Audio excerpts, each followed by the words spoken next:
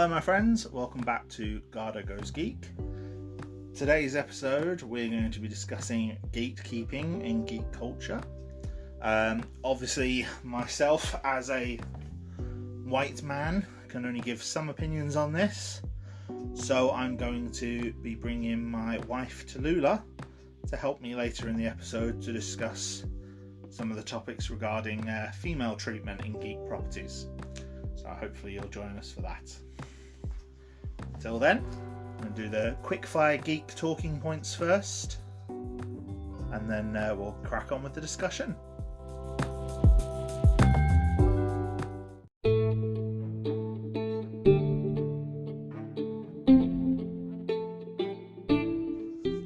So, firstly, I thought I'd start this episode where last episode ended off, with some quickfire geek discussion topics.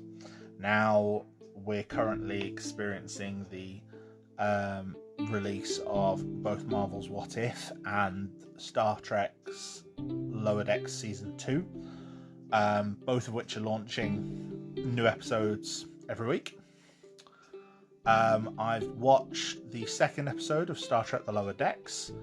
I was a big fan of it. I was especially a big fan of a lot of the contrasting nature between Boimler's life on the Titan and the more sort of character-focused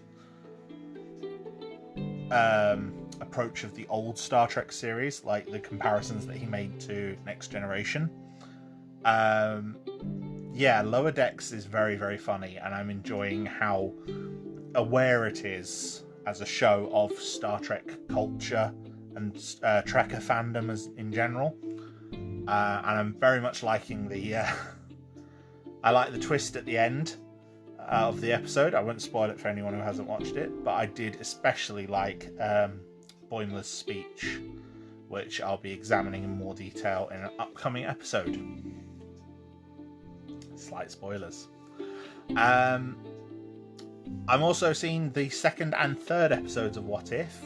The second episode, What If T'Challa Became Star-Lord, was very interesting, very funny, which is what you'd expect from Marvel. It was bittersweet to hear Chadwick Boseman again as Black Panther. Well, T'Challa as Star-Lord in this case. I love the dedication he got at the end of the episode. It was also fun seeing characters like Thanos, Nebula, and Korath in completely different circumstances. And the villain of the episode, the Collector, was very, very well done. So yeah, that was a lot of fun, and more what I'm hoping to get from What If than Captain Carter. It's definitely a change to the series that I think I enjoyed. I think Captain Carter was a very, very good episode, but it was a very singular focused, and it did rush through the events of a 2-hour movie within 20 minutes, whereas T'Challa as Star-Lord was sort of telling its own story, kind of set around Guardians of the Galaxy and a lot of its major set pieces, but it was still its own story, so I felt it was paced better. That's the same with the third episode. The third episode had a bit of a rougher pacing. What if someone murdered the Earth lost its mightiest heroes?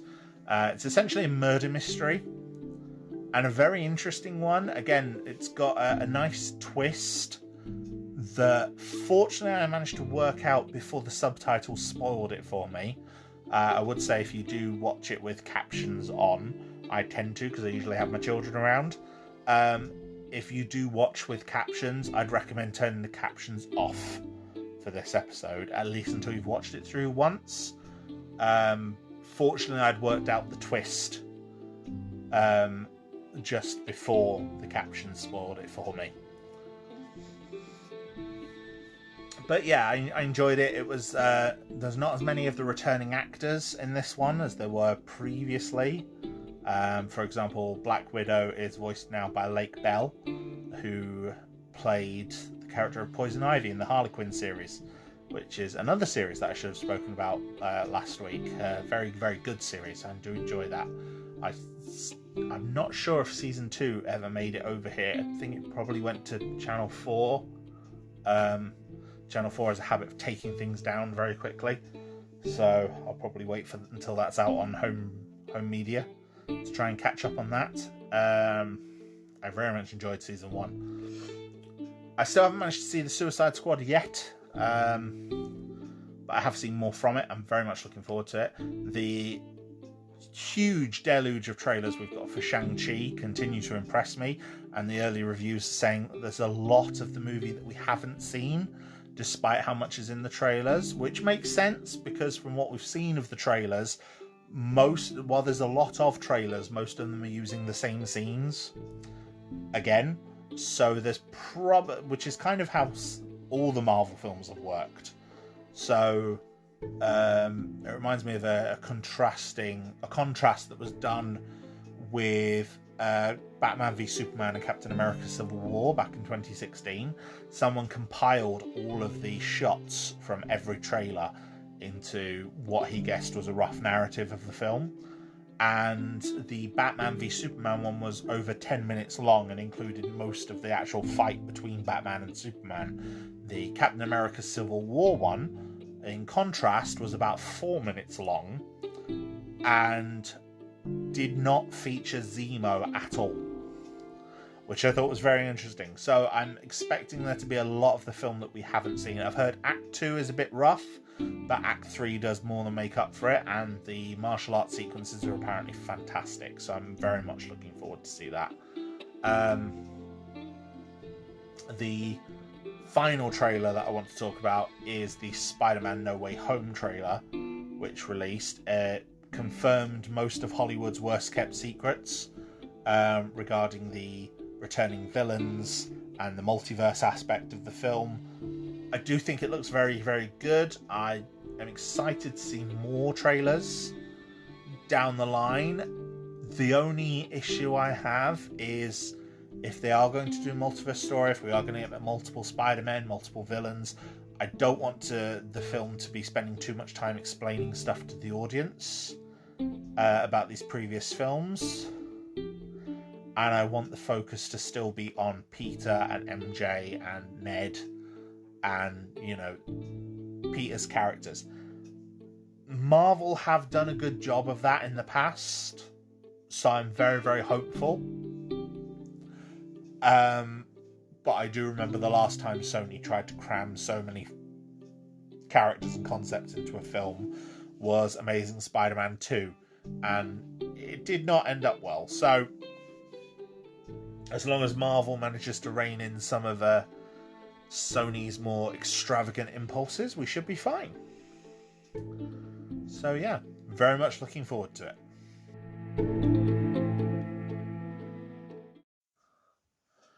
So, first I should probably address what I mean by gatekeeping in geek culture. There's a very definite trend in fandom, especially, for a lot of nerd fandom to generally be consumed mainly by a straight white male audience. And there's a certain type of fan of these things, specifically science fiction, comic books, etc., that can be quite antagonistic towards anything that sort of goes against the depiction of the white male hero. And they can tend to push back against people in the fandom to a certain extent. Now, you've probably heard discussions of, especially in the modern age, of things being called too woke for pushing diversity or social justice issues, etc. And that's a big part of it. But there's a lot of pushback on women in fandom, on minority people in fandom, on queer people in fandom, on children in fandom in some cases. I will say maybe racial racial gatekeeping isn't maybe quite as prominent anymore as it used to be, and especially in comparison to some of the others, but it does still exist.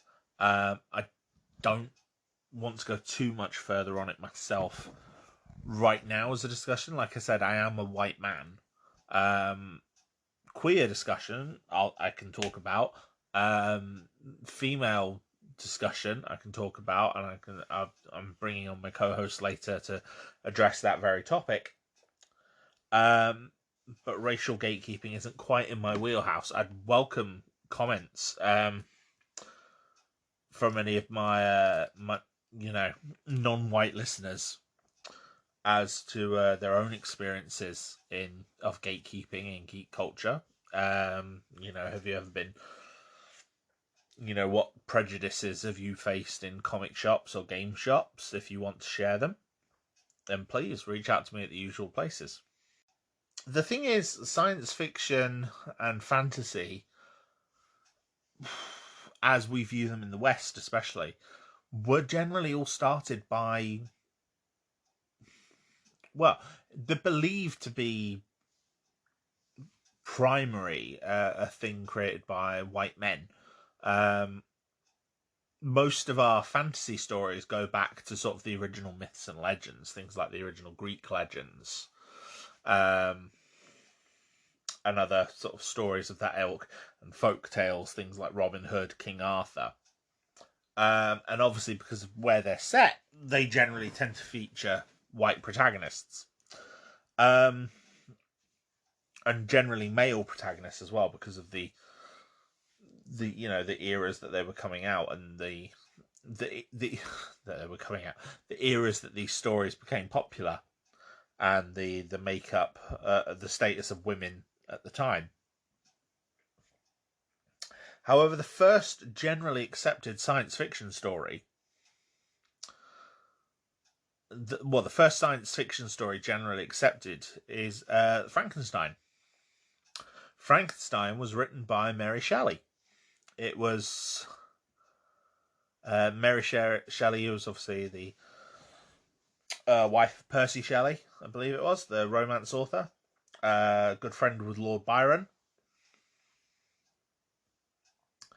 And yes, she created what is Frankenstein. Frankenstein is considered the first science fiction story because it takes a fictional scientific approach, which is the idea of bringing the dead back to life, which is what Frankenstein does to his monster. And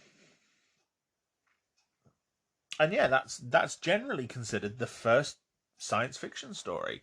A lot of people like Isaac Asimov and John Wyndham have sort of praised it as the sort of thing that inspired them to write science fiction. I think H.G. Wells did as well as obviously more modern authors. And it was also a horror story. Its impact on the horror genre is also quite pronounced. With, for example, Stephen King is a big fan of it. I believe Terry Pratchett's mentioned it as well with his own work. He doesn't write horror, but he does tend to write more fantasy stories. Neil Gaiman, I believe, has talked about Frankenstein and the effect that had on him as well. But yet, despite the first science fiction story being written by a woman, you may have noticed all the other names I listed as science fiction and fantasy writers are men.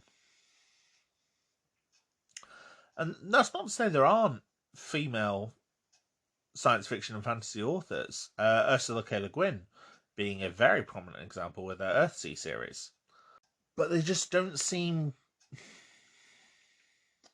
quite as prominent. Earthsea, for example, is a series that has never been...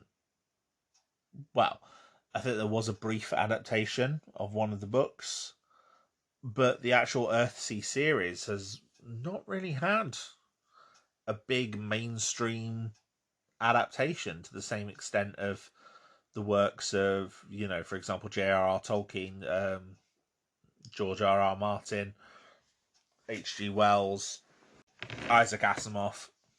So you kind of forget the impact that women have had on the genre. And obviously that impact extends beyond novels. For example, one of the first prominent and successful science fiction shows, not to say there weren't science fiction shows before, but definitely one of the most prominent worldwide was Star Trek. Now, Star Trek was produced by Desilu Productions. It was written by Gene Roddenberry at first, and his writing team that he assembled. His writing team not only prominently included DC Fontana, who herself became a very prominent and influential writer within Star Trek under Gene Roddenberry. I think she was the only woman on the writing team for the original Star Trek series, and she wrote some of the franchise's most beloved episodes, including the episode Journey to Babel and the animated series episode Yesteryear, as well as a few others throughout the franchise, including into the Next Generation. She wrote or helped to write Encounter at Farpoint, which was the Next Generation pilot episode. But Desilu Productions was the studio founded by Lucille Ball. Lucille Ball obviously being famous for acting in the show I Love Lucy, the sitcom. So yeah, her impact in helping Star Trek get made. Many studios passed on Star Trek, passed on Gene Roddenberry when he pitched Star Trek to them. She was the one that greenlit it and put it into production. So you could argue that without Lucille Ball, we might not have Star Trek. You know, which is a very interesting one to think about as well. Now, the impact of women in other geek media, I mean, it's there. It's definitely prominent. Maybe not as prominent in mediums like comics, especially during the Golden and Silver Ages. But for example, moving through towards the modern day, there's some very, very famous female comic book writers. Gail Simone is a perfect example. One of her main series that she worked on was Birds of Prey, which is obviously turned into the movie with Harley Quinn. But there does seem to be a trend towards sort of pushing women out of fandom. You know, the fandom, you know, the generally accepted fandom of geek culture is male. Usually straight male, usually white male. And the general belief of how women especially can be presented. I mean, for example, if you search women in science fiction, as I did to get the material to formulate this this episode, search women in sci-fi on Google, you don't get articles about Lucille Ball, Mary Shelley, DC Fontana, even Carrie Fisher or Nichelle Nichols, you know, famous women who have starred in science fiction productions. No, what you get is lists of characters, usually people like Princess Leia, Ellen Ripley, Kara Starbuck Thrace from the new Battlestar Galactica, Sarah Connor, etc. And you don't get the facts about the women behind the scenes. You have to kind of dig more to find those. You get prominent lists of female characters, and there are some amazing female characters in science fiction, don't get me wrong. But there are still some flaws with some of those characters, which I'll discuss more with my co-host later on. There's also a lot of negative tropes associated with women in science fiction and geek culture. For example, a lot of female characters will have sexual violence as part of their backstory or as something that they may experience in a story. And I kind of hinted in the last episode how I don't like that as a trope in general. I don't think it's necessary to sort of have rape be so prominent, especially in fantasy series. This seems to be more of a thing. There's a lot of female violence and sexual violence in, for example, something like Game of Thrones, which I don't like.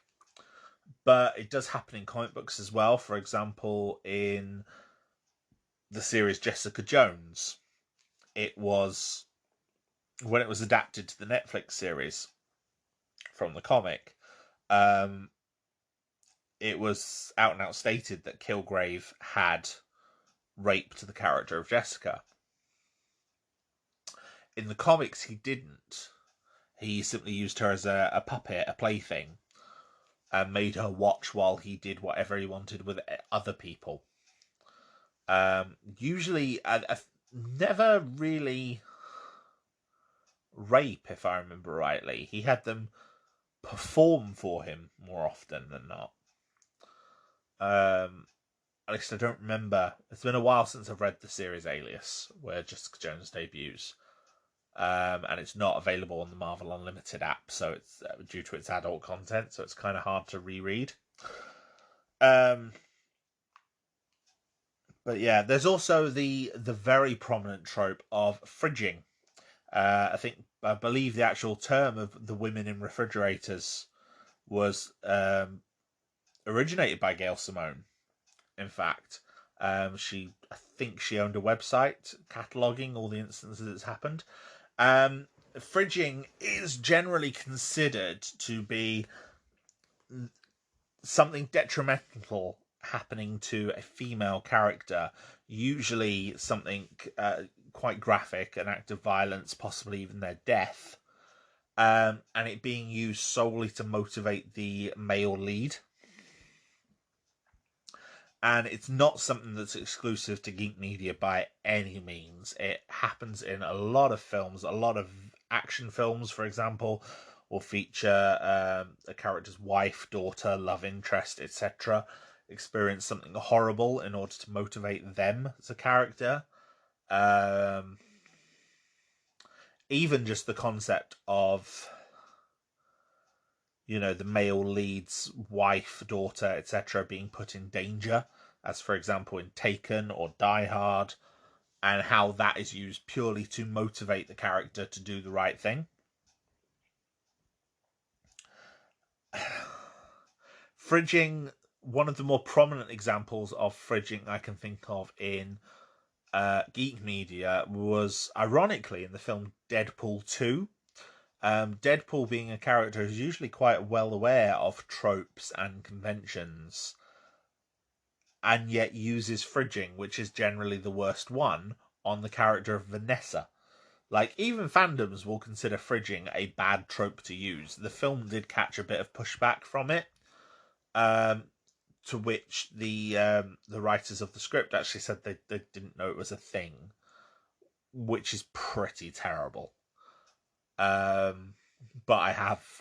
it's one of my many, many issues with Deadpool 2. I do think the first one is a lot better. The second one it's not that great. It's not as good. People say it is. It really isn't. The Cable's good. Domino's good. I just don't think the overall script is good. There's a lot of... I don't think you can excuse lazy writing by pointing out that it's lazy writing. You have to do more than that. So, yeah. Racial gatekeeping, like I said, I don't want to comment too much on it being male myself. Being white myself. But it is definitely receiving pushback, especially in modern adaptations. For example, there's a trend now for sort of race-blind casting. For example, the current one hitting the headlines is the upcoming television adaptation of Interview with the Vampire. Has cast, I want to say, Jason Reed, the actor who played Grey Worm in Game of Thrones, as one of the leads. I have read whether he's playing Lestat or Louis, but I can't remember which one. I believe he's playing Louis. Now, in the original story, Louis was a plantation owner. So he was a person who owned slaves. We're now having a minority actor play him. So does that mean has the same origin? We don't know. I'm not sure how tight that origin is, how integral that origin is to the character. Once the characters in the Anne Rice stories become vampires, a lot of their former life seems to be almost forgotten about. The story is about them being a vampire. So I'm intrigued. I do quite like the original Interview with the Vampire. I think Anne Rice is a bit power mad when it comes to being an author, but she's one of the first authors to openly crack down on fan fiction. But I'm intrigued. And I like that they've gone for a race-blind casting. But there has been pushback on race-blind castings. Whereas before there might not have been. I mean, I could be wrong, but I know, for example, in Batman 1966, the television series, Catwoman was played by Eartha Kitt. Eartha Kitt's a black woman. Joker was played by Cesar Romero. Cesar Romero is a Latin American man. So there were racial castings in, science fiction media as far back then. And yeah, I'm not sure if it was picked up on as a big thing. I know Eartha Kitt was not the only Catwoman. She was replaced twice. The actress was replaced as Catwoman. But Cesar Romero remained the Joker throughout the entire series and the film. So it was clearly not a huge problem back then. Nowadays, for example, though, there is more pushback on it. For example, in the CW Arrowverse, Iris and Wally West were adapted to be black. And one of the big complaints was that they're not, they're white in the comic and ginger in the comic. So a lot of people were arguing that it was a pushback against redheaded ginger people, in that they were being almost erased. The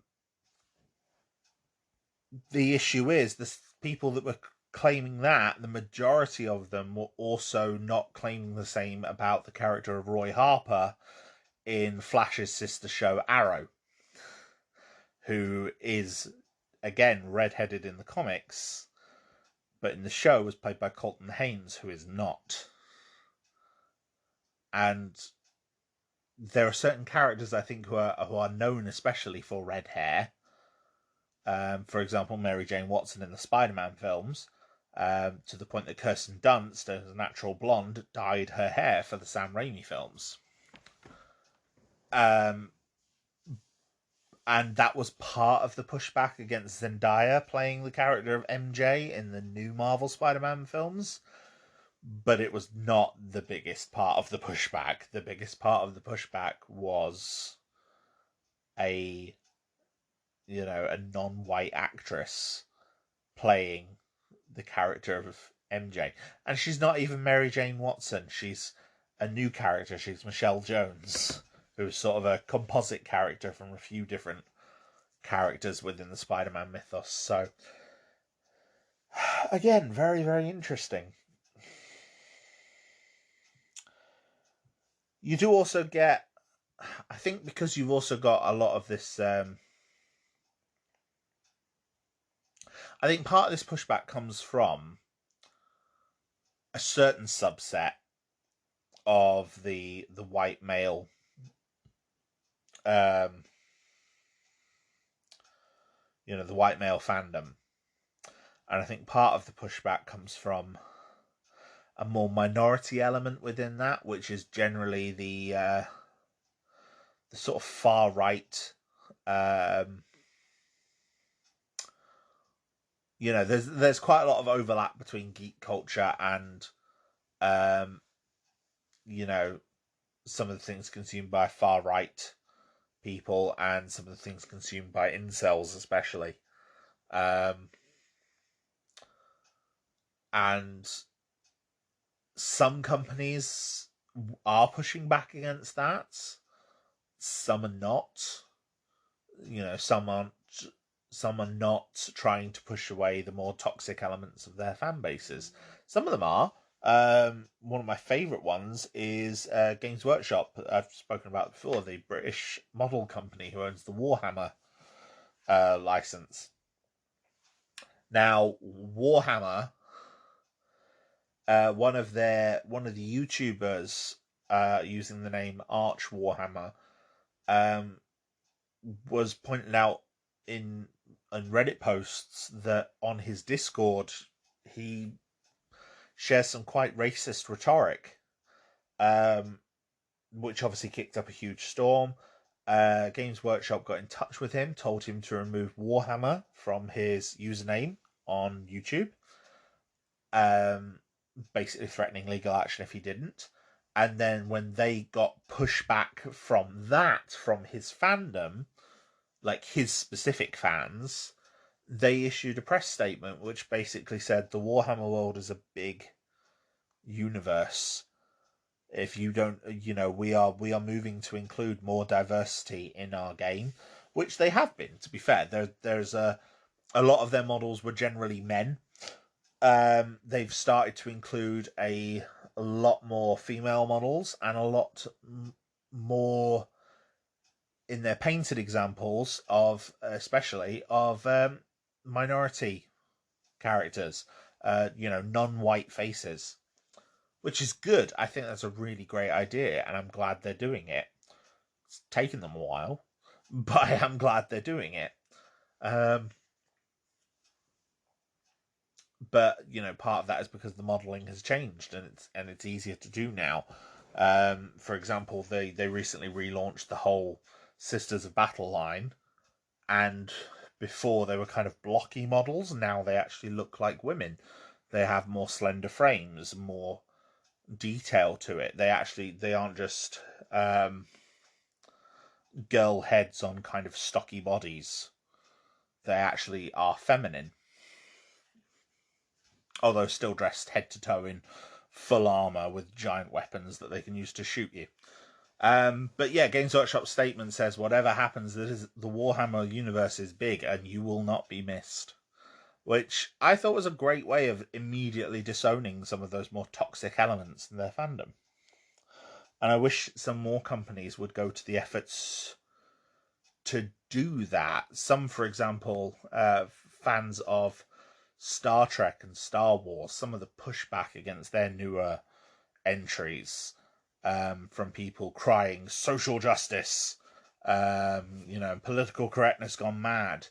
The sort of people that pushed Kelly Marie Tran off of Twitter for her portrayal of Rose Tico in The Last Jedi. I loved the character of Rose Tico. I thought she was a great character. And I thought Kelly Marie Tran did a brilliant job of playing her. She got some horrific abuse on Twitter. Sonequa Martin Green, playing Michael Burnham in Star Trek Discovery, has also received some horrific abuse in the role, as have the showrunners. Mary Wiseman as well, playing the character of Ensign Tilly. So yeah, I do wish there'd been some more. And John Boyega, oh my god, John Boyega, who plays Finn in the new Star Wars trilogy, some of the comments and abuse that he has shared, that he has received, it's horrible, absolutely horrible. And he's actually been quite open about the fact that Disney just kind of let it happen and didn't really do anything to push back on it. And it's a shame that he has to make that statement. And I really wish that Disney and had said more to defend him. He's not the only person who's called out a big corporation for, you know, poor handling of racial characters. Another one was Ray Fisher, who played the character of Cyborg for DC in the Justice League. He's again spoken about not just his poor treatment as a black man at the hands of Joss Whedon, but also at the hands of Walter Hamada and other higher ups at DC. And it says something bad when about the companies that that are producing our content, that they sort of allow these things to happen. So yeah, and there is pushback towards queer characters as well. You know, there's a lot of, you know, again, to go back to the Arrowverse, the CW Arrowverse, they are very, very good at including, in representing all types of people, but especially queer people. There is some very, very good queer representation across their shows. Not just in the flagship show Batwoman, which features obviously a queer lead, two queer leads technically, because Ruby Rose, who was playing Kate Kane in season 1, left the show due to, among many things, again, some of the abuse that she faced for taking the role, and also I think recovering from an onset injury. But yeah, the character of Batgirl, the character of Sarah Lance in Legends of Tomorrow, and her partner Ava Sharp. They're both fantastic queer characters. I really liked the coming out story of Alex Danvers in Supergirl. I thought her coming out story was brilliantly done in season 2 of that show. Again, Supergirl has had a lot of pushback in general. I will notice there's a lack of queer male representation in a lot of shows. A lot of shows in general. It's not just aimed at geek media, but for some reason it seems to be that I don't know, sort of lesbians are less threatening than gay men, I suppose, or bisexual men. Supergirl as well has also featured a trans character played by a trans actress. And again, she's brilliant in the role. I really like the character. I think she's brilliant. She's clearly had a hand in giving sort of her voice to the character behind the scenes as well, which is helping for a quite rounded representation. And I think she's a very, very good character. Character of Nia Nal, that is. I've forgotten the actress's name off the top of my head. But yeah, she's very, very good. She's also currently written her particular version of the character's first appearance in the comics recently for Pride Month. Which was nice to see. That, again, her voice is helping to shape the story of that character. And I like that. I like that we're getting, you know, queer people, trans people, black people, women, you know, Latin people, etc., writing and shaping the stories of those characters in the media that we consume, because I don't think representation is a bad thing. I think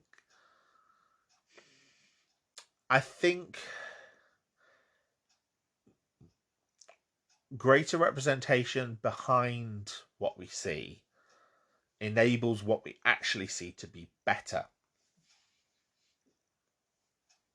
I think that's the more important thing. It's not that people who aren't the same as these characters can't relate to them, but it's that they're portrayed better. And I think some of the pushback from certain audiences is not that these characters are being replaced by minorities, but that the minorities are being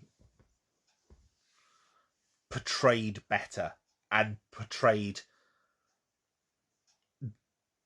stronger in a lot of respects, stronger than what they've been led to expect from other media. And I think that's a good thing.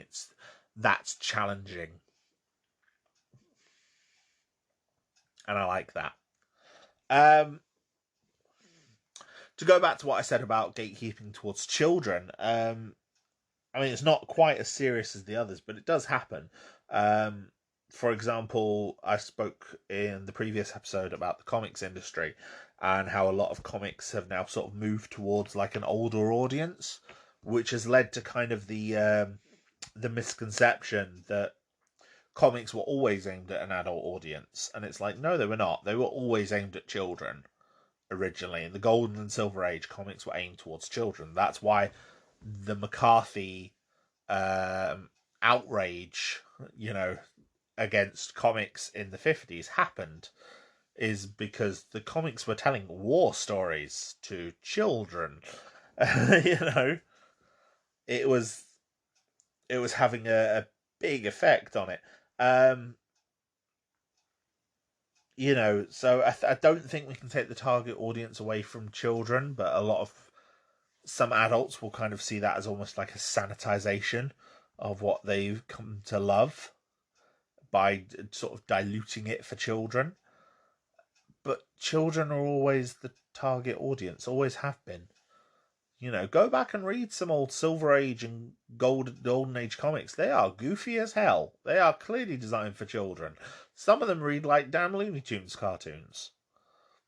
But with superheroes. It's ridiculous.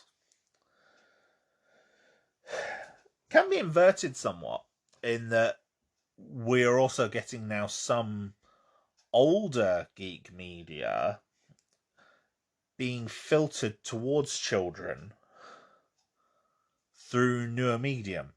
It's kind of hard to explain what that, but the example I'm thinking of is Fortnite. Fortnite is obviously a video game. It's very popular with children, despite being a 12+ game. It's very, very popular with younger children. Its general audience is children and young adults. As a result,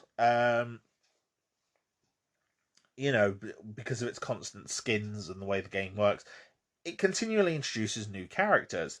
And it has had a lot of guest characters over the years. There's been a lot of Marvel characters, some DC characters. There was John Wick. There was some characters from The Walking Dead.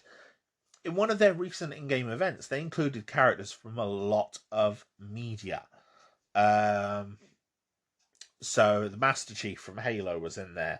There were characters or references to Predator, Tron, the Terminator, Aliens, and so many other things. And now Rick and Morty's in there as well. They're even now doing an interactive Fortnite experience telling the story of Martin Luther King, which is phenomenal. It's a brilliant idea. I saw it trending on Twitter, and it's like, I don't play Fortnite, but that is phenomenal. That's a really good idea. Using Fortnite almost as a teaching mechanism. I've said before that I work in a toy shop. Our toy shop recently has started selling figures for the Predator. And so we have had kids in who see the Predator on the shelf and go, oh, it's the Predator from Fortnite. And obviously, to some members of my audience will be like, oh, they don't know what the Predator is. But they do. They may not have seen the Predator films, but they know the Predator. To me, that's really cool, because these are kids who aren't old enough to see the Predator in the movies, but they know the character of the Predator. So when they are old enough, they'll go and watch the Predator films. And that's how films, older films especially, stay popular. It was a similar sort of thing when RoboCop made his way into Mortal Kombat. People went and saw RoboCop. Some people went and saw it for the first time. They'd never seen it before, but suddenly RoboCop was in Mortal Kombat, voiced by the original actor in Mortal Kombat 11 as a DLC. So people went to watch it. And to me, that's brilliant. I think I'd rather see that kind of inclusion. I'd rather see audiences finding things for the first time, however they find it. There are always going to be some people who have seen Star Wars for the first time, which is why it's often debated about how to watch the movies for the first time. My personal view, the machete order. Watch episode 4, Star Wars A New Hope, then watch Empire Strikes Back, then watch the prequels. Episode 1 is optional as a flashback, and then Return of the Jedi ties together the plot lines of Luke and Anakin perfectly. It's fantastic. The only way to watch the original 6. If you add in the sequels to that, you'd then obviously put the sequels later on, but you'd put Rogue One right at the start. So you go from Rogue One straight into Star Wars, then do the prequels, then do Return of the Jedi, then do the sequels. That's how I'd watch it. And we have this discussion. What's the best way to watch the Star Wars trilogy? What to watch the Star Wars film, because we know some people are always going to be watching them for the first time. So having references to older media that is, generally amazing, but might be forgotten by audiences, especially with the age of streaming. Some old films, like, I was going to say Planet of the Apes, but Planet of the Apes has recently been added to Disney Plus because of the Fox buyout. But before then, I don't think that was on streaming services anywhere. But now you can watch it on streaming. So if you put, that will pop up in someone's newsfeed and they'll go, oh, I might watch that. This is another reason why remakes and reboots can be important, because they keep these characters in the consciousness, especially if those reboots are also sequels to the original. Like, for example, the new Candyman film or the upcoming Ghostbusters film. It keeps people talking about it. So yeah, gatekeeping is a very varied topic. There's lots of groups that can be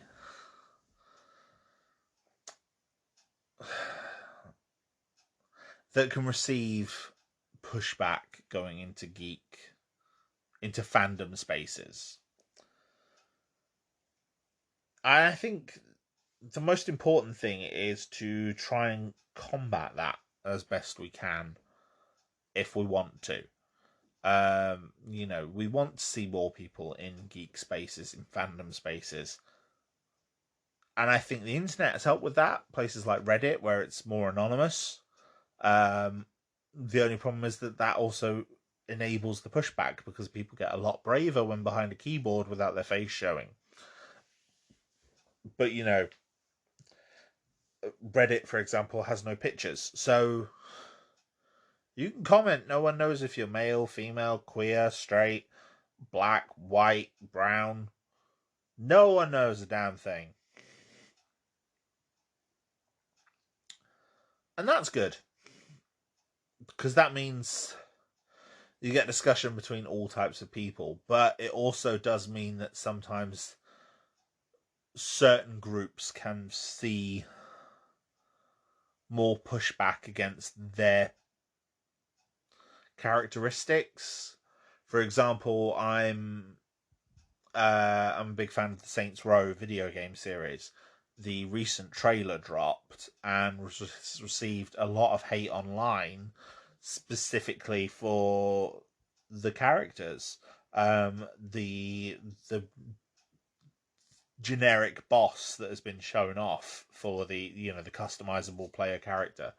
The default one that's been shown off is a young black woman, and that has received a lot of hate in that Saints Row Reddit. So, I can imagine women in there and black people in there being very hurt seeing some of the vitriol that's pouring from some of these people. Which is why I'm doing my best to try and call it out as best as I can. But obviously that in itself becomes a draining, taxing exercise.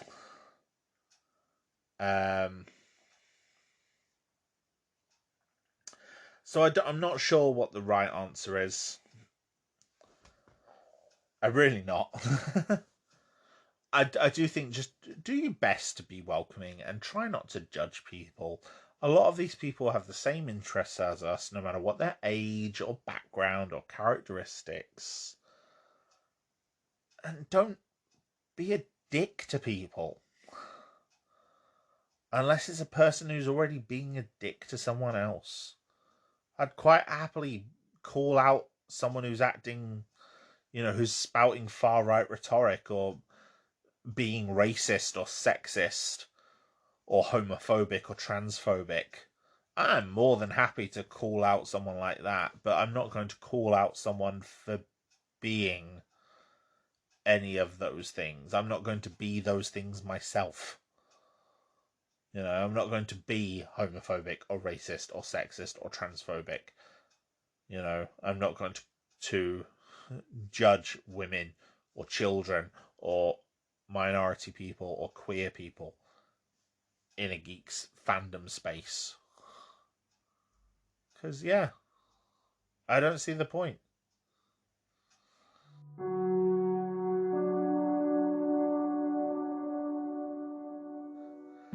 So now is the part of the episode where I'd like to introduce my co-host. That's my wife, Tallulah. Hello. Hi. I thought you'd be willing to join us for more of give sort of a female view on some of the things we're going to talk about. Okay, sure, I'd love to. I'm not really what you would consider a geek. I always call myself a geek by osmosis. Because it's not necessarily osmosis itself being a scientific term. You. Well, it's not necessarily that I'm so much into the geek culture personally, but I've learnt a lot from you. Mm-hmm. And a lot of my fandoms are ones that you've introduced me to. Yeah, rather than I've discovered on my own. Yeah. Which I think actually might be a thing when it comes to gatekeeping. Because it's very nerve-wracking for a woman, especially... I'm not a young woman now, but, as a teenager or as a woman in my 20s, going into a store like, a game store, comic book shop, something like that, and not knowing. Yeah. It's very nerve-wracking, and you're greeted with walls and walls and walls of comics, and then the big, thick graphic novels and collections, and you say, I want a Spider-Man. Without realising that there's 4 or 5 different Spider-Man lines. So were you the archetypical girl in the comic store who doesn't know anything and is like, what do I do? Who do I talk to? What do I find? Yeah, well, I'm a very, very awkward person anyway. Well, yeah, I know. That just makes it far more awkward for me. So it's one of those where I've learnt to like a lot of this stuff sort of later in life, following the people that I've been friends with over time. Yeah. Okay. That makes sense. Oh, thanks for introducing yourself, and let's crack on.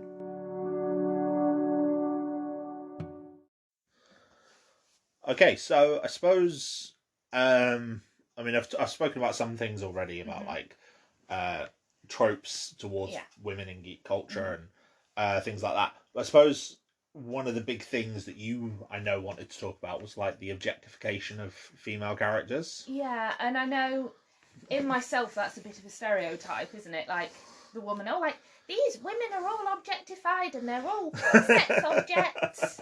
But I do think that there are some valid points there. No, definitely. I mean, it's something that's kind of all over the place in the depiction of female characters, in outfits especially, is the one that stands out to me. I mean, even... in many ways.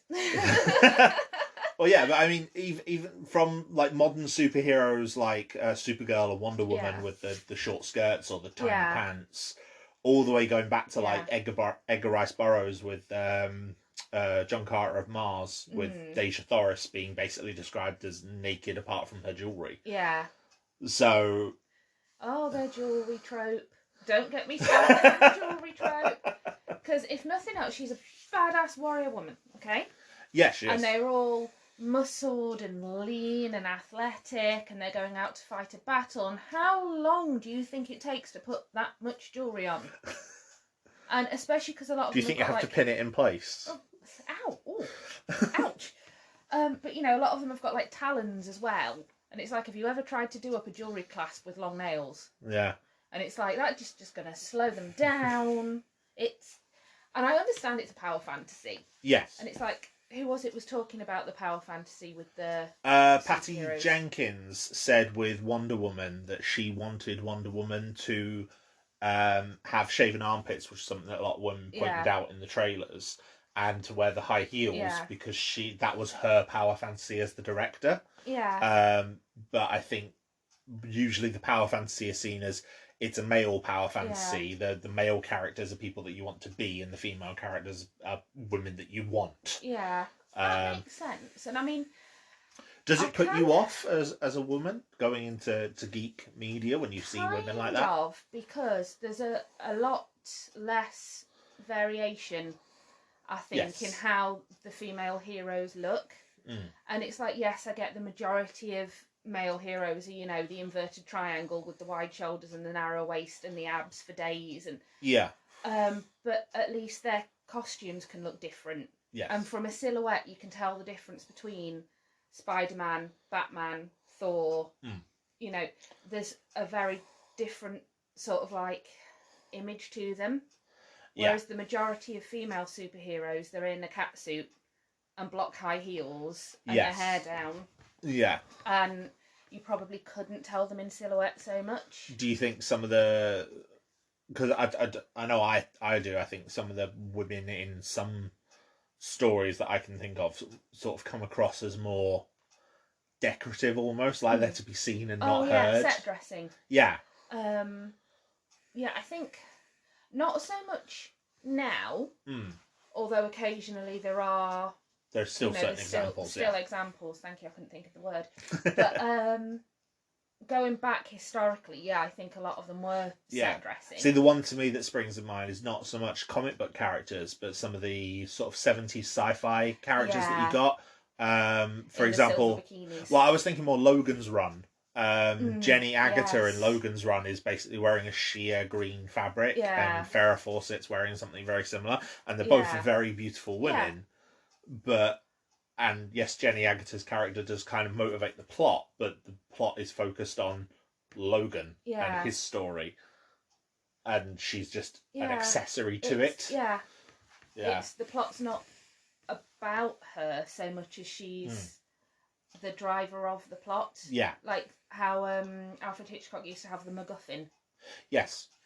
Oh gosh, I've just offended Jenny Agutter, haven't I? Called her a MacGuffin. A sexy MacGuffin. That's all that matters, surely, that she's a sexy MacGuffin. That needs to be the title for this show, doesn't it? Sexy MacGuffin. But no, anyway, I think as a woman and as a mother, yes. Would someone think of the children? I do think that there should be more variation in type, and have it more so that yes, maybe one outfit choice is empowering, but have it so it is that hero's choice. Yes. Which means for another, maybe that's not empowering, so therefore they won't wear it. Like, for example, take Scarlet Witch in the latest WandaVision. Yes. Her final outfit, where she's in like comic book Scarlet Witch. Yes. That was very obviously her choice. Yeah. You know, she's like, I am the Scarlet Witch. Boom, I'm going to break out this outfit. Yeah. And that was her, you know, her choice, her character-led choice. Well, there was also some behind-the-scenes things with that as well. Yeah. Like Elizabeth Olsen was quite pointed about the fact that her previous outfit was the only one that kind of had cleavage. Yeah. And I think she wanted to get rid of that as well. So there's no cleavage in this outfit. It's a haltered neck. And I think that works better for that as well. But the thing I also, because I didn't know that. Yeah, no, she spoke out about it. I don't know if that's why they changed it or if that was another decision as well. But yeah, because obviously her previous one was like the corset jacket. Yeah. Which, if they made him plus size, I would totally wear. But I think what I liked about that is that she had been, prior to that, badass fighting. Am I allowed to mention the name of the villain? Is that a spoiler? Oh, in WandaVision. Yeah. It's been out since January, I think. I have spoken about it before, so I think most people have got it. She's fighting Agatha Harkness, and she's in sweatpants. Yeah. You know, she's still, you know. Oh, well, cool she's fighting in her civvies, yeah. Yeah, but she's powerful, but she's not the power fantasy. Okay. And see, I didn't think of it that way. Yeah. And I think, you know, as someone who spends a lot of her time in sweatpants, it makes sense. She's comfortable. When you're not distracted by being uncomfortable, you fight better. I think as well, because it came so quickly off the back of the 2000s episode from the sitcom. So she's in very modern mum clothes. But still, I think it's cool, you know. It is cool. And I think that it's one of those where, because that was her choice, and because it's very similar to what she wore when she was in the 1960s when she was the magician's assistant, which is more accurate to her comic outfit. Yeah, it's a callback. Yeah. Similarly, one that they're like, oh, I don't know why why did they have to do that, was the I've forgotten what you call them in Wonder Woman, the women in Themyscira. Oh, are you talking about how in Wonder Woman they've got their abs out in Justice League? Yeah. Zack Snyder did that. But I don't know why he did that, to be honest. I'm not sure. I mean, as far as armour goes, it's completely impractical because, you know, that a lot of your squishy bits are there. Yes. But it shows just how strong they are because they've got absolutely ripped abs. Yes. And it's a good visual demonstration of strength. And it's not, for me at least. So does that work for you as well then? I didn't think it was sexy. I thought it was a visual shorthand for these women are strong. See, I took it as, because I really like the costume design in Wonder Woman, the first one.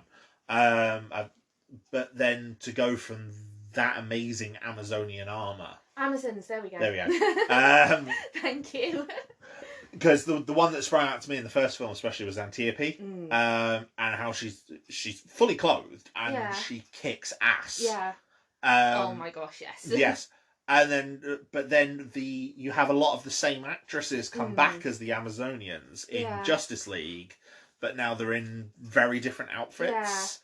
With the exception of Hippolyta, they're now all got their midriff showing, and for me, that felt to me like a good example of the film being shot from a male gaze as opposed to a female gaze. Yeah, no, I see your point, but actually. Seeing your way of saying it, well, no, they're actually looking really strong because you can see the abs, you can see the muscle. Yeah.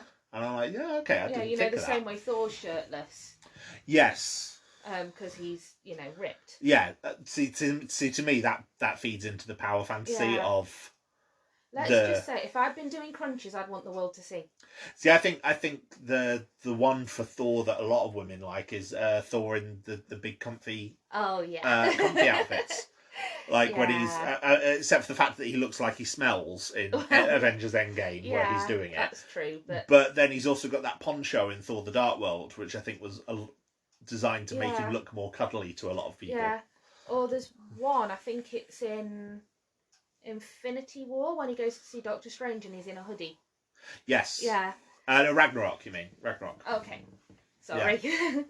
I get my scenes confused. But you know what I mean. I do know the one you You're mean. the Geek Dictionary, so I'm sitting safe hands with you. Yes. But, I've gone completely off topic. Yeah, with the abs though, for me, that is like a visual shorthand for this woman is strong, this woman is powerful. When it comes to something like, the boob window. Power girl with the boob window, This woman is sexy. Or yes. This woman is a woman. Have you heard the justification for it? Have I ever told you that? The justification in the comics, or it's a panel that I've seen floating around the internet. I'm not sure what comic it's actually from. But she says to Clark something like, "Oh, I was going to put an S there like you did. But then, because, you know, the idea of Power Girl, she's an alternate reality version of Supergirl. So, again, she comes to Earth later on and Clark's already established. She was like, I was going to put a symbol there like you did. But I could never find anything that kind of lived up to it. So she just left it blank. And I'm like, that was a really flimsy excuse. Blank, wouldn't you have blank spandex like there? Blank, blank fabric, You know, you wouldn't actively cut out a window to your squishy bits, because let's face it, they're vulnerable bits. And I'm not even talking boobs, like your sternum, your chest, your lungs, everywhere that's shown in a boob window. It's target. People could argue, okay, she's invulnerable because she's Power Girl. Yeah. But at the same time, you know, Superman got punched to death by Doomsday, so it is possible for a Kryptonian to be severely injured. And also, she's not the only one that has the cutout there. It's like in the Fantastic Four, Sue has got the 4. Oh, that like number 4 reverse. Oh, that was awful. That was so bad. And visually, 90s comics were a nightmare. Visually, it doesn't even look appealing. No. It's like, you know, I love a good pair of boobs as much as the next person. Everybody likes boobs. Yeah. But at least that's somewhat visually appealing. But a cutout 4, it just looked awkward because it didn't make a normal cleavage, and it's not even about her being a mother with the outfit that she was wearing, because it's like, you know, mums can be sexy. But it was just a bizarre choice to have like an inverted 4. Although one inverted costume that I did like, which did a similar sort of thing to the boob window, is the reverse X that Emma Frost had. But to me, that one fit Emma Frost's character. Which is why I could justify it, because Emma Frost, she's one of the few comic book characters who's openly admitted to having plastic surgery. Like, she's had cosmetic surgery on her nose, her breasts, her butt. So it's like, yes, she's got a figure she's paid money for, and now it turns to fucking diamonds. So why not show it off? Yeah, exactly. And to me, that fit with her character, because she's always been shown in underwear anyway, so...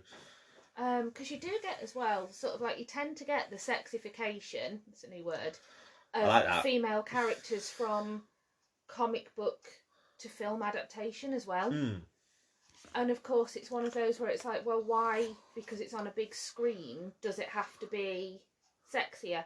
And I mean, some things I understand, like high heels, for example. Everyone's like, oh, why does Black Widow wear high heels? And it's because Scarlett Johansson's 5 feet tall. Yeah. So for her to be logistically, that's the main reason it happens. 6 foot plus co-workers, she has to be in heels. Yeah. That I understand. And although saying that, Robert Downey Jr. wears lifts as well. Yeah. Because he's also shorter. 6 foot plus co-workers. Yeah. His is less of an ego thing than it is with, like, Tom Cruise, for example. But or Humphrey Bogart. Oh yeah. But yeah, it's a definite wearing the lifts and the heels to. I don't know. Do you think some of the adaptations to film have done quite well with it? Like the X-Men movies, for example. They're all wearing proper leather costumes. Captain Marvel, Black Widow have got pretty much head to toe outfits. Yeah. So they look more practical, I think, than they could have. Because it's like, could you imagine if they'd have done Captain Marvel with her old Miss Marvel outfit? You know, the black swimsuit with the lightning bolts. Yeah. It's like, I like that costume in the comic page, but I don't think it would have worked on the big screen. Because I don't think it would have worked for Captain Marvel either, for her. Because And this is something I was thinking about, and it might lead into it, but in many ways she's quite a quote-unquote, doing air quotes, manly woman. Yes. You know, she's got a, again, quote, that's why a lot job. of the internet doesn't like her. See, that's why I think she's awesome. Yeah. And that's why I think it's more appealing to, because she then appeals to a wider range of women. Yes. You know. But at the same time, she's got the covered up practical costume. Mm. And she's also portrayed as being a lot less traditionally feminine. Yeah. To the point where, as a civilian, she has a what you'd consider a masculine job. Yeah, She's a fighter pilot, isn't she? Fighter pilot, yeah. And don't get me wrong, I love Carol Danvers, I really do. For a while I had my hair like her, you know. Yeah. But, yeah, and I think it's one of these where the female character can be sexy or badass. And not both. Although you do get the certain subset of characters who are the badass. Like, I think... thinking of, like, Kira in Star Trek Deep Space Nine, Starbuck in Battlestar Galactica, Ripley, Sarah Connor. Yeah. But they tend to be framed in a very, very different way where they're not beautiful. Yeah. Although even then, it's like if you look at someone like Starbuck... Yes. For the most part, she's one of the guys.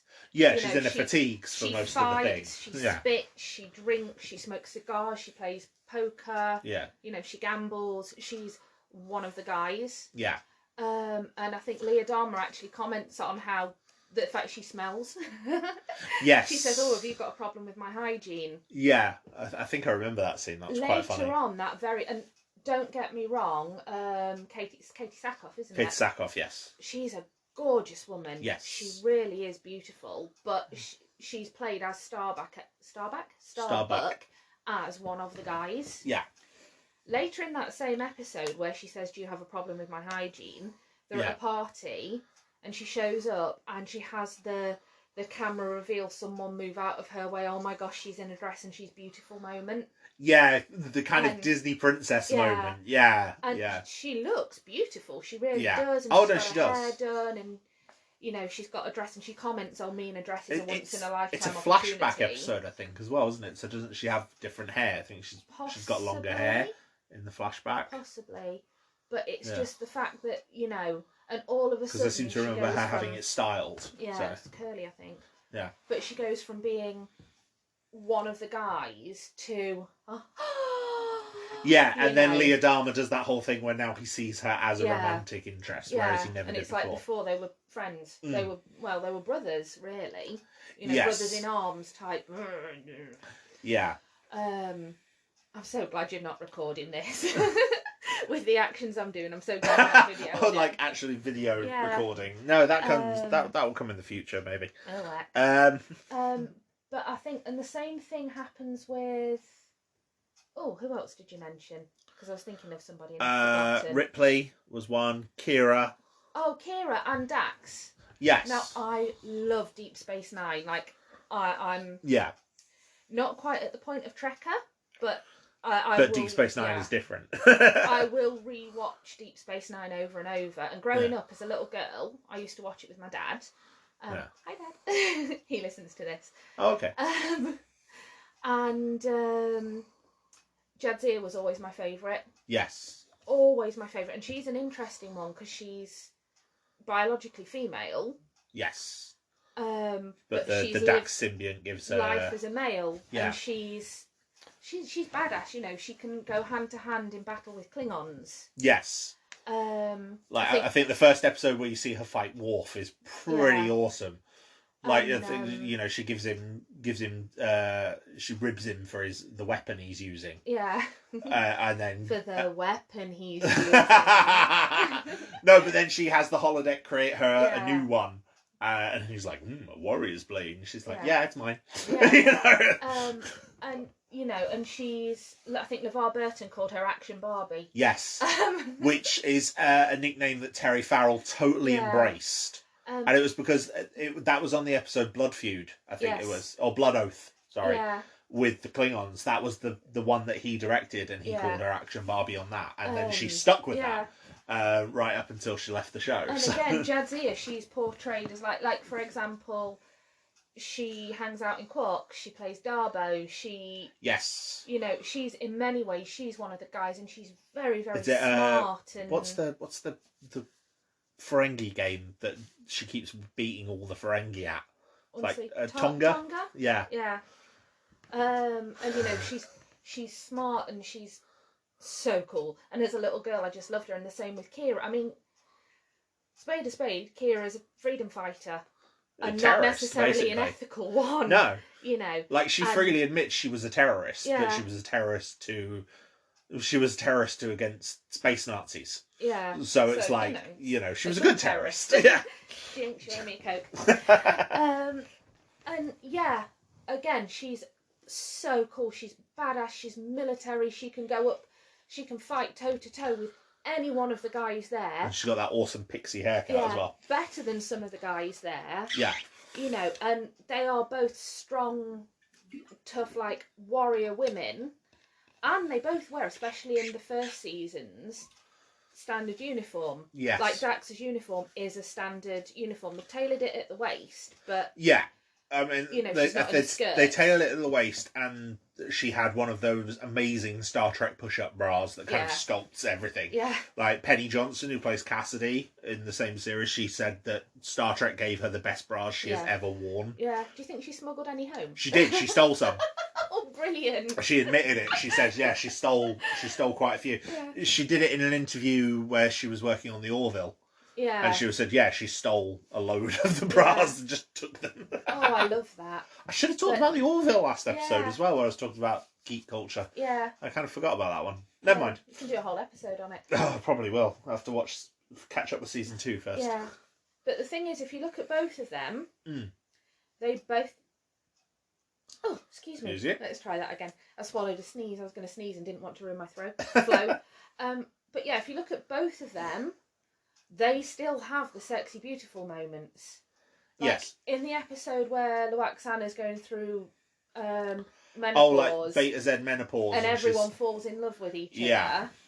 I think you see both Jadzia and Kira, like, scantily clad, leaning on the bed, like...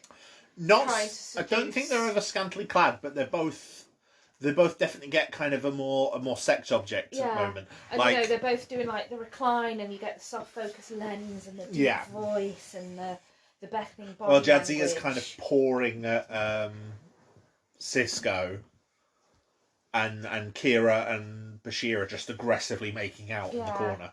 Or and you see it in others as well, like Dax ends up in a swimsuit on Riser. Yes. And Worf says, "I've never seen anything more beautiful." Or, See, that worked for me as a teenager because Terry Farrell's a beautiful woman, and I was curious about how far those spots went down. So all the way down. All the way down. But it's one of those where you never see the men in a similar situation. No. In the one with Luoxana I was talking about, the men fall in love, but it's goofy love. Yeah, Bareil and Quark both get very, they're bringing flowers and being dorky and kind of, I like you. It's childish love, it's not sexy love. Yeah. And I don't think, obviously, you see Kirk with his shirt off all the time, but you don't necessarily see, again, it's not a sexy shirtless moment, it's not a seductive shirtless moment, it's a look at my musculature shirtless moment. I'm so tough, me big warrior. Yeah. And it's like, yes, these women, they are, I hate the term badass, I really do. They are strong, powerful, confident, smart, intelligent warrior women, but they still have to be shown as sexy. Yeah, I think all female characters in geek shows especially, they're all kind of unified. I mean, it's true of a lot of television in general, but I think a lot of, in sci-fi properties especially, a lot of the female characters are kind of unified by being attractive, like traditionally attractive. Yeah. I mean, obviously attractiveness is a matter of opinion and a matter of perspective and it's relative to each individual. But I think there's definitely a generic tone to get every feminine character being sexy and attractive. Unless, of course, it's inappropriate for them to do so. Yeah. I mean, even looking at modern Star Trek, there's, for example, Mary Wiseman, who plays Tilly. Now, she's she's a much more curvaceous figure than previous Star Trek women. Tilly's my favourite. I love Tilly. She really is. But she's obviously got a much more curvaceous figure than the standard female Starfleet officer. Yeah. But she's still attractive. Yeah. And she still has stories. I don't think she's ever had the dramatic, sexy reveal or anything, but she's still, for as much as she's a goofball, she's still attractive. Yeah. She's not, she's never portrayed as sexy in the same way that, like, Sonequa Martin Green as Michael Burnham is. But then at the same time, when they do go to the mirror universe, and you get Mary Wiseman as Captain Killy, again, she's got the sex. She's got her frizzy hair's been straightened, and she looks badass. She's in the leather uniform. She's in the command chair. Don't even get me started on the whole. Oh, the mirror universe being sexy. No, it's more, the whole you must have your hair straight and you must remove any trace of individuality. You must have your curly hair, because her mane is amazing. Yes. But it's like, no, she's sexy and evil. It must be straight. I mean, the mirror universe in Star Trek does kind of give those sort of makeovers to characters. Yeah. I mean, the makeover Evil beard. the makeover that Kira got into the Intendant, for example, she's in the leather outfit. She's got the goth makeup. Her hair's been. I don't think it was straightened, but they definitely did something to it, because Intendant Kira does have different hair to normal Kira. They made it softer. Is that what it is? Well, because especially early seasons Kira, her hair's very, very severe, and as her story progresses, it does get softer. Yes. Because Ducat mentions it in one of, I think it's even the last season, and he says, "Oh, your hair, you've changed it." And this is when he was Bajoran, so she was like, "Oh, your ear, you've pierced it." But her hair gets softer, it gets longer, and she gets like a side. She gets like a side sweep, doesn't she? Yeah. But in the first series, especially, she's got a very, very severe, short, spiky, like military hairstyle. And I think when she's in the mirror universe, they don't. It's not longer, but it's softer. Yeah. And it's less rigid, less controlled. But yeah, I think there's a definite shift for all heroic characters definitely to be attractive. I did see it was a comic book based post, and they were talking about ugly characters and like female characters are ugly. Yeah. And it was specifically X-Men focused, and they were talking about the character Marrow, who I've shown you pictures of. With the bones. Yeah. She's got all the bones sticking out of her. And when she was a Morlock, she was very ugly. She had like a bone sticking out of her head and everything. Then she didn't have a full head of hair either. She was very kind of tall and gaunt and gangly. Then she joins the X-Men, but she's still got the same mutation. Yeah. But they did pretty her up, and now she's got a kind of a pixie cut. Yeah. Sort of halfway between a pixie cut and a bob cut. Yeah. Not a bob cut, a military. Yeah. Military cut. But she's still got the kind of aggressive bones and the sour attitude. Yeah. Then, about a year or so later, she went through a machine which sort of cured her of her mutations, and now her bones are in these elaborate curling things, and she's much prettier. Yeah. And it was a bizarre one. And then not long afterwards, she left the X-Men and became evil again. Yeah. And all of a sudden, she was back to looking like she had. Yeah. Like she was at the start of her run on the X-Men, where she'd lost the control of her bones again. Could that be another one of those visual shorthand things? I think it is, you know. And some would say it's a lazy way out, but a lot of what we're discussing is a visual medium. Well, yeah, with comic books especially. And sometimes you do need that. Plus, maybe the angles were easier to draw.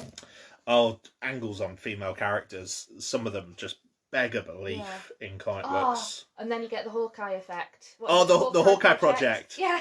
Love the Hawkeye Project. For people that don't know, the Hawkeye Project is basically taking any pose that an artist will draw a female character in and argue that it's empowering for the female to be in that pose, and basically drawing the exact same pose but with Hawkeye. And I'm not sure how Hawkeye became the mascot rather than, say, Wolverine. I think Wolverine was doing it originally, and they were doing things like literally giving him the same costume. Yeah. So then you had, like, for example, he was standing there as Psylocke, and he had her one piece with the thong, and he had his hairy arse hanging out. Which was hilarious. But then eventually they started doing it with Hawkeye. Yeah. So, for example, there was the very famous... He's not as hairy. Yeah. There was a very famous one with... It was a Spider-Woman cover. And the artist is kind of grotesque in the way he draws. He drew a picture for, I want to say, Frank Miller. Because Frank Miller's joined some kind of group that's speaking out about sort of PC culture and woke culture in comic books. Because, Frank Miller's an arse and used to be good once. Don't get me started. But yes, this picture that he drew of Spider-Woman for Frank Miller was sort of inspired by this one that he'd drawn for Marvel, which got removed. But in this one, he's actually drawn like her costume doesn't look like a costume. She's in the traditional the red and yellow. She's in the traditional red and yellow costume, but it doesn't look like a costume. It looks more like she's had her skin painted while completely naked. You know she's had a Hollywood wax. Yeah, you see intimate, gratuitous levels of detail that you couldn't get away with in a comic book. But then the actual cover that he had was Spider-Woman posing on a roof. And at first hand you could say, okay, well that would work because she's kind of crouched down and hunched over and on all fours. And it's like, okay, it's a spidery sort of pose. Spider-Man would take that sort of pose. The difference was he'd very deliberately given her the standard Valentine's heart butt. Yeah.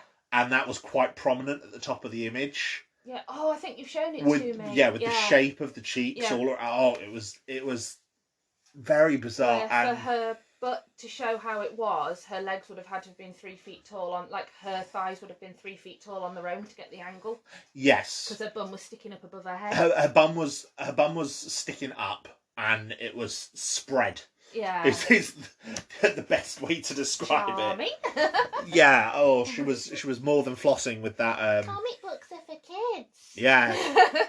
and there was a bit of an uproar about it, quite deservedly, and Marvel pulled the cover, and then the actor, the artist was very, very pissed off. And then, obviously, one of the other classic ones that people go to regarding objectification is probably Slave Leia. Yes. What's your opinion on Slave in Leia? The gold bikini. Yes. I actually think if you look at it with modern eyes, it's actually quite a tame outfit. Yeah. Because she's got panels. She's got a full bra, not just pasties, and she's got the panels in front and back. Part of her legs and. I mean, it's a revealing outfit, and there was a bit of an uproar a couple of years ago when Disney said they weren't making any merchandise of Slave Leia. And it was while Carrie Fisher was still alive, and I think she actually responded, well, good. Yeah. You shouldn't be objectifying that. She hated that outfit. Well, she hated that outfit. She described it, I mean, for starters, it was made with quite hard material, so she found it very uncomfortable. Yeah. So did the stunt double. And also, she was pretty much naked underneath it because she couldn't wear anything with it. Didn't she say, from the right angle you could see Florida or something? Yes, I think that was how she described it. Yeah. She did do a photo shoot around the time in the outfit, in the waves. It's a very nice photo shoot, and she clearly looks like she's having fun. Yeah. But so I don't know if her opinion changed as she got older. Maybe. And became more acerbic towards it. But at the same time, she also seems very proud of her work in Star Wars in general. And someone did say to her on Twitter something along the lines of, how would I explain the Slave Leia outfit to my children? And she said, well, explain that an evil alien space slug made me wear that outfit and I killed him for it. Yeah. See, that's the thing that's really cool. Yeah. She killed him for it. Yeah. I don't know. The outfit itself, again, it comes back to the fantasies thing. In that particular point in time, she was not in a position of power. No. So that's not playing into a power fantasy maybe so much as, well, the slave Leia fantasy, because, she's a beautiful woman. Well, I mean, I was going to say, Star Wars is generally a fantasy story, isn't it? It's the hero's journey fantasy story. Yeah. So she was a princess who's now been captured by the enemy and is now a slave, and she's the damsel in distress. Yeah. So, yeah. Go on, what were you going to say? It's one of those where, in some ways, it is it's objectionable because it is making her set dressing. Yes. She's this beautiful woman in a skimpy outfit and, oh, look, isn't it titillating? Yes. However, I can understand it because at that moment in time, that outfit wasn't intended as an action outfit. Yes. No, it was written in as she's a slave, she's my slave, she's eye candy. Well, yeah. It got awkward when she did actually then go on to perform action stunts in it and stuff. Yeah, but I think the action stunts were part of an impromptu escape, so... But it's the difference in design. It's more when you get the superheroes and their costumes are designed to be functional. Yeah. And they're not. But then it's still gratuitous. Yeah. I mean, if anything, the one I like most is from the new Black Widow film where she's got is it a flak jacket? Oh, Yelena's flak jacket. Yeah. It's full of pockets. Yes. And I mean... that's still my favourite scene in that whole film. Yeah. Like, I mean, the film is great. I think there's a lot of good set pieces in it. But yeah, that conversation where Yelena is just talking about her jacket and all the cool pockets it's got. And it's like, it's cool. It's the first thing I bought for myself. And Natasha's just not getting it. And she's like, come on, it's really cool, right? And then Natasha's like, yeah, it's cool. She's like, I know, like that. Look at all the pockets. It's, because I've seen women like that, where it's like, oh, I like your dress. Oh, thanks, it has pockets. Yes. And you immediately cram your hands into your pockets. Which I can understand. That might be why superhero women don't have pockets. Oh, okay. To ruin the line of the costume. No, the villain will say, I like your outfit. They'll go, thanks, it has pockets. Jam their hands in the pockets. They've got no way of defending themselves. I didn't think of that. That's a good way of... See, I'd make a brilliant supervillain. That is a good way of looking at it. But also, you have to wonder, where do they keep their keys? Maybe that's why they have a boob window. Maybe. To put it down the front. Like girls on a night out. Oh, you haven't got a bag. I'll tell you what, when I was working in bars, I used to hate it when women would just like reach into the bra and hand me like a sweaty £10.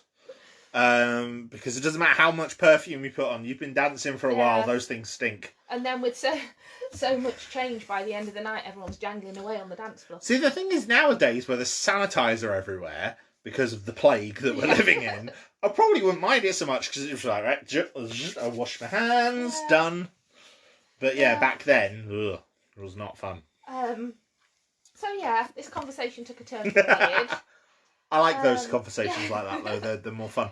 Does any of that make sense? Because I know there's probably someone who's like, oh, you don't know what you're talking about. Oh, you're such a social justice warrior. Oh, you're using being as a woman as an excuse to make an issue. Well, they could say that about me as well. Yeah. Any of my listeners could say that about me and say, because I've spoken on the podcast before about some of my opinions, and even earlier this episode. And I've made it clear that, I'm generally quite forward-thinking when it comes to feminism and race equality and, equal rights for gay and trans people. So, it'll become more apparent when I do next fortnight's episode, when I go full into one of my favourite franchises and explain why. But spoilers for the end. And of course, I know there's someone out there who's going to say, oh, you fat cow, you just don't like them because you can't wear those outfits yourself. To which I say, number one, I would if I could. And number two, this outfit has pockets, so meh. I will say, I do quite like... I hate the pushback that some women get for it when they'll wear a cosplay outfit while not being maybe the same race as the character or the same size as the character. But at the same time, god damn it, fair play to them. Because some of I would rather see a really well-made costume as a cosplay than have it be accurate. Like, It was a costume. The last Comic Con I went to, and someone did the character from Horizon Zero Dawn. You must have seen her, the flaming red hair and the furs with the big bow and arrow, and she won. Yeah. And it helped that she did look like the character. I'm not gonna lie, but at the same time, if another, I don't think she had naturally red hair. I'm pretty sure that was a wig. Yeah. For example, or at least dyed to get that colour. No, it was a wig. It was huge, and she had the dreads and everything. And you know, I've seen people who've done sort of mashup character ideas. Or when I went to, there was another con I went to, and they had the cast of Gotham there. Yeah. So there were a load of women dressed as Solomon Grundy. Yes. Fun. Yeah. Oh. And a couple of women dressed as Penguin. Oh, brilliant. And yeah, so you had women dressed as Penguin with his suit and the cane and everything like that. And then you had a couple of women dressed as Solomon Grundy. And the actor on stage during a Q&A, who I've forgotten his name, who plays him, the guy who plays what's his other name apart from Solomon Grundy? It's been a long time since I watched Gotham. Butch. Do you want me to look it up? No, it's alright. Okay. So, I've got the picture there. At the picture on the wall. Yeah, I'm trying to remind myself. But yeah, the actor who plays Butch, and he was saying he just loves how many women he's seen cosplay his character because he thinks it's really cool. Yeah. And I'm like, yeah, it is cool. Yeah. You know. I'd be Riddler because I look good in green. Yes. Easy as, really. Riddler's a good one. I like Riddler. Yeah. Riddler to me is an underrated character anyway. But I suppose we talked about sci-fi. What about fantasy? Because fantasy is kind of a different beast in sort of its treatment and objectification of women. Because you do get some of the more unattractive characters in fantasy, but again, they all sort of fill specific roles. Yeah. That's an interesting one because it's only relatively recently, I think, that women have, like female characters have branched out from being, I can see there's three types. There's the damsel in distress. Yes. There's the barbarian woman. Yes, the warrior woman, yeah. But not even like a warrior woman, like she is one of the blokes to the point where she may as well have a beard. Yeah. You know? Or in Terry Pratchett's Discworld, some of them do. Yes. Or the wise old woman, or I want to say the sage, but that's not what I mean. Like the wise one who is. So you say the wise woman? I'm thinking of the wise woman from Blackadder. That it be. That it be. Not that it be. Yes, it is. I'm not a tourist. But you know, it's like they fall into those three camps, and never the twain shall meet. Never the thrice shall meet. Yeah, I know what you mean. You do get, I suppose part of the problem with fantasy is because a lot of the older fantasy stories, the women are, again, the stories are centered around a male lead, like all the Greek legends, for example. Well, yeah. The female characters are usually damsels in distress or princesses or Medusa. Or Medusa, who was done dirty. Oh, yeah. But I mean, like, the most prominent example I could think of is probably Lord of the Rings. Yeah. Funnily enough, that's what I was thinking of. Well, because in Lord of the Rings, it's like, for example, the Bechdel test. A lot of fantasy doesn't pass the Bechdel test. Because for those that don't know, the idea of the Bechdel test is you have two named female characters who have a conversation with each other about something other than a man. And it's like Star Wars fails the Bechdel test. Because the original trilogy, especially, because the original trilogy, the second female character is only introduced as sort of Mon Mothma or Ula in Return of the Jedi. Yeah. You know, Leia's pretty much the only woman throughout the first two films. Yeah. So, but I don't think the Bechdel test is as good of a measure of a film's quality as some people think. Because it's like... I mean, I can't think of one immediately, but there's probably some female-oriented films, like quote-unquote chick flicks, that don't pass the Bechdel test. Yeah, I was going to say a lot of rom-coms probably don't pass it. Like Bridget Jones wouldn't pass it. No. Or even, I've thought of a classic that wouldn't pass it, Casablanca. Yes, don't think it does. No, because I don't think there's two named female characters in that. No? Not that immediately spring to mind. Yeah. And yet people say, oh, that's a women's picture. So I was thinking another one that would probably fail the Bechdel test is Alien, and Terminator 2 would also fail it as well. Yeah. And that's because... actually, no, Alien might pass it, because I think Lambert and Ripley have a conversation about the ship, which shows just how tenuous the whole thing is. Yeah. Because it's like, you can pass the Bechdel test by two women saying, you know, do you want a coffee? Yeah. You know, but... There's women in their coffee. But I'm pretty sure Terminator 2, Sarah Connor is basically the only main female character. And I don't think she shares any conversations with other women. No. In the film. Her conversations are with Silberman, John, the Terminator, Enrique, and the T-1000. And that's pretty much it. Yeah. Is it Terminator 2 where she starts off and she's in the institution? Yeah. I don't know. Did she talk to any nurses there? Because someone would point that out. There's a male nurse that she attacked. Oh, I think the only other named female character is John's foster parent. Yeah. And she's dead. Yeah. Quite early on, so. Yeah. Who's funnily enough played by Jeanette Goldstein, who also played Vasquez in Aliens. Huh. I did not know that. Yeah. Huh. You know everything. It really kind of stands out. It stands out to me because they're such different characters. She's a versatile actress. Yes. An underrated actress. But yes. But like you were saying, a lot of classic movies don't pass it. No. One I've heard as a replacement for the Bechdel test, which I think works better, is the Mako Mori test. From Pacific Rim. Yeah, so it's named after the character of Mako Mori from Pacific Rim, who obviously has... She's the only major female character in the film, but she has her own dedicated character arc that shows growth. Yeah. And I think that's a much better measure of an inclusion of women in something. So to go back to what we were saying about fantasy, so for example, Lord of the Rings wouldn't pass the Bechdel test, but Eowyn especially would make it past the Mako Mori test.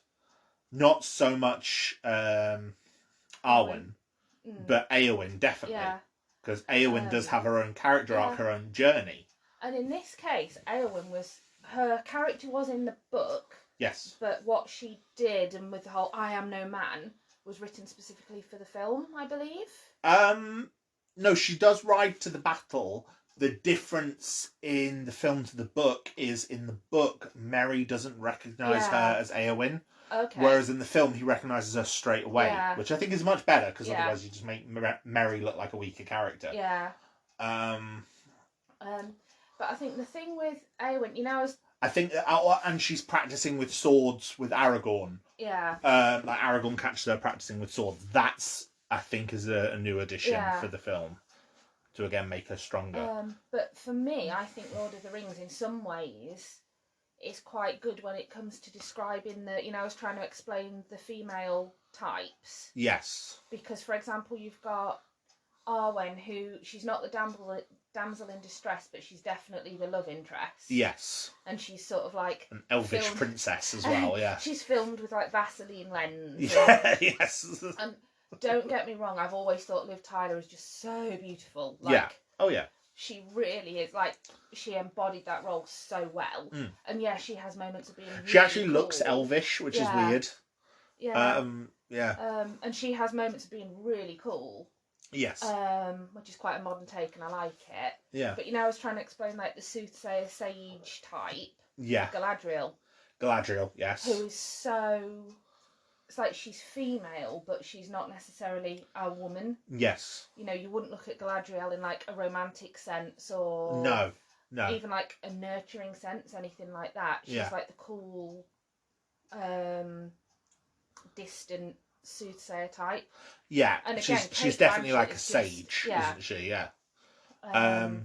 You do also have, I don't think she's ever seen in the movie, she's kind of off screen, but you do also have like the mother-in-law trope. Not quite mother-in-law. Lobelia Sackville Baggins. That's the one, yeah. The pushy relative that Bilbo does not want to deal with. Yeah. Oh, and of course, like, we were talking about like the barbarians and the beards and stuff. Dwarf women have beards.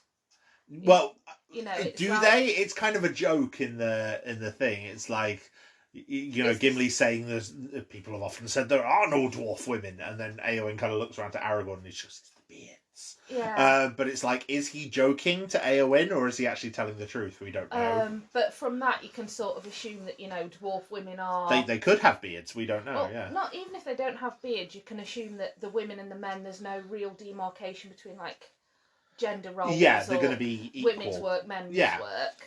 They, Yeah, there's going to be more of an equality there. And I kind of wish we'd seen more dwarven women in The Hobbit. Yeah. Because it would have been so cool to sort of learn more about like the dwarf women rather than having Tauriel. Is it Tauriel? Tauriel, yeah. Who was written in as the sole female character. See, I quite like Tauriel as a character up to a point, which I'll explain in a minute. But to me, I think the dwarves are kind of half done by in the story of Lord of the Rings anyway. True. I'm not sure how much this extends to the further Legendarium because I haven't read all of it. But I know in the books that I have read especially, I mean, The Hobbit was written first and it was written as a children's story, so there's not quite as much lore in there as anything else. There's bits of the dwarven language in Lord of the Rings, but the focus is generally on the elves. Yeah. Like, we know that the dwarves fought in the War of the Ring, but it was all kept in the north up near Erebor. Yeah. So you kind of find it out in the appendices. Yeah. You don't find it out in the actual story of the novel.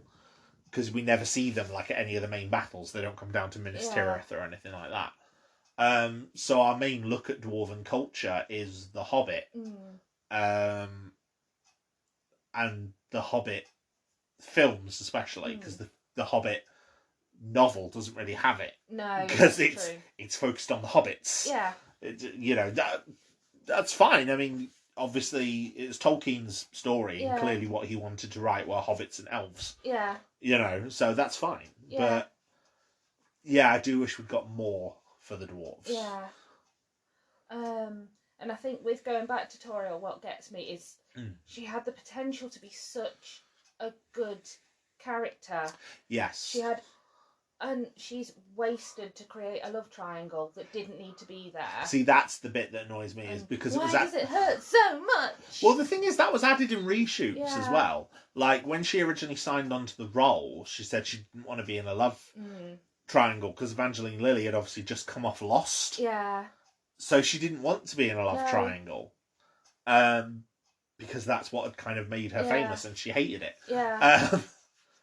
Because, love triangles in general can be kind of clumsy, because the way they're written is the woman is the prize for either of the two men. They're not even technical triangles, they're V's. The woman is backed into a corner. Yeah. Unless there's a bi person involved, it's not a triangle.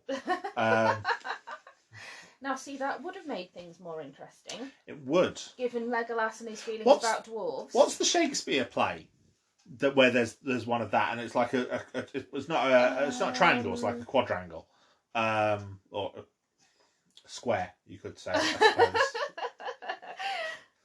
My brain just decided to pull. We don't have the word. We'll come up with quadrangle. That sounds about right. The word nerd in me likes that. The English graduate likes that. But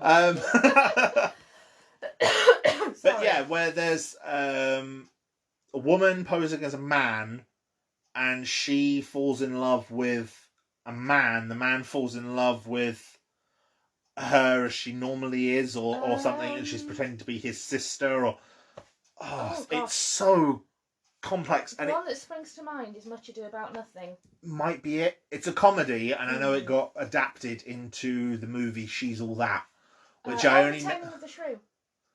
Is it She's All That? No, that's 10 Things I Hate About You is The Taming of the Shrew. Yeah, She's All That, I think it was. And I only know that because my ex really liked that film. And it's not a bad film. It's decent enough. Yeah. You've got but it's made for teenage girls. I don't know. I just quite like that Vinnie Jones was in it as a football coach. Was he? Yes. Huh. But yeah, no, you pointed out as well with Tauriel, the thing that I don't like about it is the love triangle, because it does seem forced. Yeah. And it's like, I mean, Toriel's inclusion doesn't bother me too much because there are no female characters in The Hobbit. That's true. So I like the addition of a female character. And I like the addition of it being an elf because they do go to Mirkwood. So having it be a Mirkwood elf is brilliant. It makes perfect sense. The issue I have is Legolas. Yeah. Because obviously that creates the triangle in the first place because of Philly and Legolas. And the issue is that, yes, Legolas would likely have been involved in the events because he is Thranduil's son. Yeah. But it's just an excuse to get Orlando Bloom in to do cool stuff. Yeah. And it's like, that's fine. Yeah. And I mean, I have no problems with Orlando Bloom and the stuff, like the cool stuff they ask him to do, he does very well. Yes. But it introduces Ooh. lots of continuity errors and stuff as well. Yes. So we've done Lord of the Rings then. The next big sort of fantasy one is probably Game of Thrones. Oh my goodness. Yes. So, I'm sure you've probably got things to say about this. Because, for example, there's not great female representation in Game of Thrones. No. And even the ones that you think could could be cool and, could be... Progressive. Progressive, thank you, good word. Yeah. And, by the time we're done, it's Dragon Lady bad. Dragon Lady crazy. Well, I mean, even leaving aside the ending, though, I mean, Game of Thrones does some things very, very well. I think the roles it gives to some of the children, especially, as a series, are very, very good. Yeah. Well, I mean, there was a reason why it was a genuine phenomenon when it came out. Well, I mean, we've both read the books, but should we mainly talk about the series rather than the books? Because, I mean, some stuff that happens in the series is worse in the books. Yeah. For some of the characters and better for some of the characters. Like, for example, the big rape scene that happens to Sansa does happen in the book, but not to Sansa. It happens to another character. And it happens sort of off-screen as well, doesn't it? And I know you don't get off-screen in the books, but... Yeah, it's kind of... We get the start of the scene and we experience the aftermath of the scene, but we don't have to witness it. Yeah. Which cuts back to a lot of what I was saying last time about gratuity. Yeah. There's a lot of bits of the TV series I won't watch. Yeah, some bits are quite tough to watch. I've read them, but I won't watch them. Like? There's a whole bit, which actually they had to take out of the TV series because the one that played Sansa Stark was too young. Oh. But there's a bit where, like, Joffrey has the attendant stripper. Yes. Just as revenge because she said something that upset him. Yes. Now, in the book... Yeah, Meryn Trant, who's one of the King's Guard, is, like, beating her, and her dress gets torn off. Yeah. And, in the book, I read it and then immediately wished I hadn't. But it's one of those where I was hoping they didn't put it in the TV show, and it wasn't as bad in the show.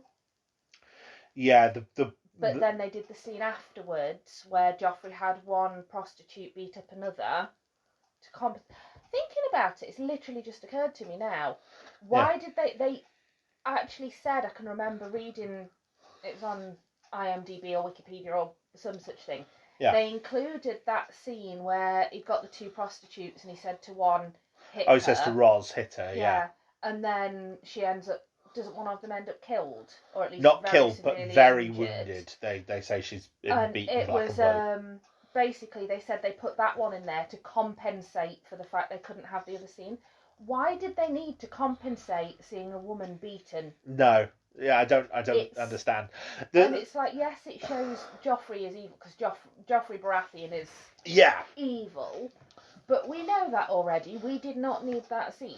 See, I can't remember if it's that scene in the book. Because I think in that scene in the book, someone does come to Sansa's defence. It might be the Hound or someone else. I can't remember. Isn't it? And he shouts at Joffrey and he's like, you know, for God's sake, give the girl something to cover herself. And yeah, I think it might be when Tyrion arrives in King's Landing, because he's been away with Tywin at war. Or it might be that's when the Hound saves her, or the bumbling jester fool person that she has. Oh, I know. Oh, yeah, I know the one. There's too many characters in Game of Thrones. Yes. But I don't think it's that exact scene, but there's another scene like that where, again, he's torturing Sansa just because he can. And it's a pivotal moment in the books, and it was never adapted, and to me it's far more important than Sansa being beaten. Yeah. Which is, because obviously Sansa's our point of view for that storyline in King's Landing in the book. Yeah. Because we never get to see inside Joffrey's head, not that we really want to. But Joffrey cuts himself on the throne. Yes. Because the whole point of the Iron Throne is it's made of swords. Yeah. It's meant to be sharp. Yeah. And they never covered that in the series, but it was such a cool part of the novel, because they explain that to sit on the Iron Throne is basically to sit on something that could cut you at any point. And it's almost dangerous to sit on it. You can't laze in it. You have to sit attentively. To the point that if you do laze, you will cut yourself. Yeah. And that's basically what happens in that scene, is Joffrey sort of relishes in what he's doing and cuts himself in front of the whole court. And the whole court kind of loses their collective shit. Yeah. Because they're like, I don't swear often on this. I do in real life, but not often on the podcast. But yeah, they're like, Joffrey cut himself on the throne. And the reason it's such a big deal is because King Aerys, the Mad King, constantly cut himself on the throne, which was why he was called the Mad King. Yeah. You know, everyone knows what he did, and it's like the fact that he constantly cut himself on the throne was showing that he was the gods basically showing the people that he was unfit to rule. So it's like by Joffrey cutting himself, that's the same thing. Yeah, and they left that out, but they had to have a scene of two semi-naked women beating each other. Oh, I could go off and off about some of the plot threads that Game of Thrones drops from the books. There's a reason I'm looking forward to the books. Yes, yeah. And have not rewatched the series. I've not even fully watched the ending. No. I caught up with the spoilers, and I was like, nah, I'm done. Yeah, we'll leave this while it's still good. Yeah, I'll just wait for the book instead. There's so many good plot threads in the book. I can remember asking you after I'd read it, because I think I finished reading the series before we started watching it. Yes. Because we were catching up on DVD. I did. I read the entire series roughly when season 2 was airing. And I managed lending me the books. Yeah, I managed to finish all of them before season 3. Yeah. And it meant that I was so excited for season 3 and season 4, because they were adapting Storm of Swords, which is the third novel, which is my favourite. Yeah. And obviously people who have seen the show know how good some of the events in season 3 and 4 are. Yeah. That's why Storm of Swords is my favourite book. But I can remember actually asking you, why does George R.R. Martin hate women? He does seem to, doesn't he? Because I understand that, you know, it's Winterfell is it's a dangerous world out there, you know. Yeah. But it all seems to be focused on the female characters. Yes, Ned Stark loses his head. Whoops, spoilers. But that's one quick, clean chung done. Yeah. It's the women who go through the prolonged agony afterwards. Yeah. And the prolonged, like what Catelyn goes through off the back of it. Catelyn is a much better character in the book. Oh yeah. By far. Yeah. Her portrayal in the show is just awful. No offense to the actress. I think it was how she was written. But it's I heard her referred to as "F.U. Catelyn Stark" a lot of the time. Yeah. I mean, she's still not great in the book, but she's definitely better. I think part of it is in the book because she's a point of view character. Yeah, so you're more privy to her thoughts. You understand her motivations a lot more. Yeah. See, I've had someone that one of my friends, and she said that she enjoyed the fourth book, Feast of Crows, because it gave you an insight into not Catelyn, Cersei Lannister. To me, that was one of the things I hated, because I felt it undercut the character of Cersei in a way. Yeah. Because now we were explaining why she was doing stuff rather than just seeing it from the outside. Yeah. But more importantly, I just found her so unlikable. Yeah.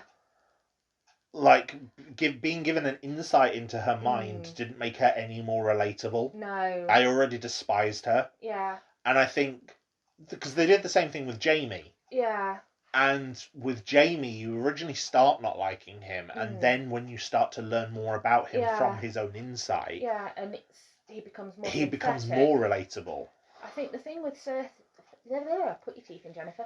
With Cersei, yes, is that when you get inside her mind, you realise she's very, very clever. She's very intelligent. Yes. So why is she not catching on to the fact this isn't going to work? It's all going to backfire on her. Yeah.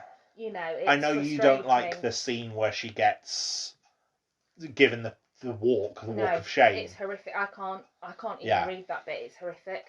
Yeah, see, to me, I quite like that scene because I like seeing her get a comeuppance, but I will admit that it is a problematic scene. Yeah.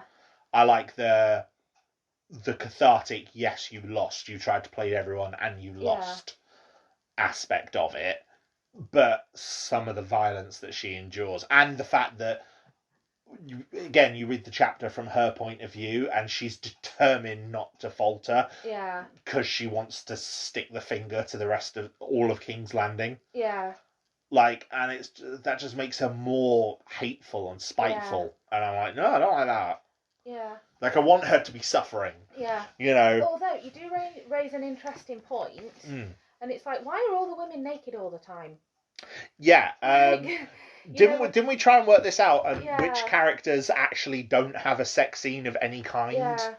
And out of the female characters, it's Sansa, I think, and Lyanna Mormont, who's way too young. Yeah, and and Diana Rigg, Lady Olenna. Yeah.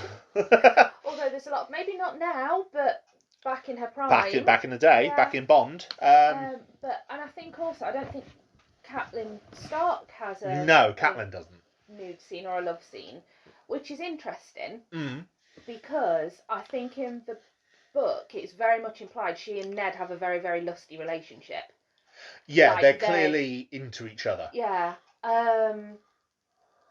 And it's one of those where that element's kind of take. I mean, Ned Stark, Sean Bean, they should have left it in, you know.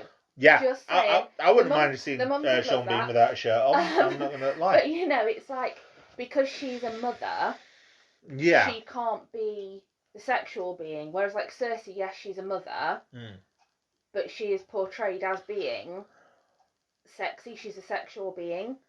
And, like, one of the guards mentioned that he wants to F the Queen when Arya tries to get in. She says, I'd like to speak to my father. And he says, oh yeah, I'd like to F the Queen, but neither of those are going to happen. Yeah. You know, or the sellsword, that I've forgotten his name, who gets hired by Davos and Stannis. And he's like, and he says, I want to F the Queen, and says, you're not going to get anywhere by raping the Queen. He says, no, I don't want to rape her. Yeah. I want to fuck her. Yeah. You know? Because it's like, there's a distinction there, surely, in his head. Yeah. And it's just one of those where, you know, it's portrayed, the women are portrayed, or a lot of the women, I shouldn't say all of the women, but a lot of the women are portrayed as using sex or sexual attraction as a weapon. Yeah. Cersei's the main one, but definitely. Also Marjorie. Like. Oh, yeah, Marjorie Tyrell, yeah. Yeah. Yes. And, you know, it's one of those where it's like... Like, even to Tommen, which gets really weird. Although, that's the sort of scene that is implied could have happened off screen in the book. Yeah. Which makes it even more uncomfortable because the characters are all a lot younger in the book. Yes, definitely. Like, Tommen is, I think, 6 in the novels. Yeah. So I'm so sorry, I'm getting het up. I need to have a drink. I'm losing my voice. No, it's fine. You talk away while I'm having Well, I was going to say, something else just occurred to me as well with Game of Thrones is a lot of the female characters do fall into the 3 archetypes because the religion of Westeros is the 7 gods, and it's for men it's, I've forgotten the names now, isn't it? Soldier, father. Isn't one of them like cleric or some religious thing? Something can't remember. Something mechanical, like the worker or something. I can't remember. And then there's the stranger, which is the god of death, and then the three aspects of women are the maiden, the mother, and the crone. Which is something that's linked to Wicca, I believe, as well, isn't it? Yeah, it's the 3 stages of womanhood. Yeah. Basically. Yeah. And so all of the characters, I think, fall into one of those archetypes. Yeah. So Elena Tyrell would be the crone. Yeah. Whereas Cersei and Catelyn are definitely the mother. Yeah. And then you get characters who are... everyone else kind of loosely falls into the maiden. Yeah. So Shay, Roz, even Sansa and Arya grow into the maiden archetypes. Yeah. And Arya's sex scene was also weird. We're not going to get into that. I was just going to talk about that. Yeah. Because it was completely unnecessary. And again, it's the sexification of a character. Yeah. She was such a cool character. You know, she was, how old, 12 was she when... When it started, yeah. I think Maisie Williams was young. Not necessarily Maisie Williams, but the character. Oh, the character was younger. She was a preteen. She was about 8, I think. Was she? In the novels, she is. I think she might be slightly aged up in the show. But you know, she's so about 10, say. But she's out and she's on her own, and she is more or less fending for herself, or she's fighting up against. Help me out. Not the Mountain. The Hound, is it the Hound? The Hound, she's with for a lot of it. She's his companion, and she's holding her own, and she's got Needle, the sword, and... Yes. And that in itself is a really cool character, so why did she have to become sexy? And have, you know, intimate scenes with someone who has grown up with her, thinking she was a boy for a lot of it. Yeah, I mean, I get that they kind of built the relationship up. The issue I had was, this is a character, if you go back and watch the earlier part of the show, we've seen her as a young child. Yeah. That was the bit that got me. And it's like, I mean, it gives me a bit of a squick factor. Yes. Where it's like, to use a more mainstream example, one that springs to mind is Monica and Richard in Friends. Yeah. Where it's like, Richard has known Monica since she was a child. Yeah. He was a friend of the father. She peed in his pool. Yeah, and he was a doctor. Yeah. So it's like, yes, Courtney Cox is a very young, very attractive woman, but at the same time, and I get there's an element of like seeing someone in a different way and what have you. But it's like, it does have a bit of an icky factor. Yeah, definitely.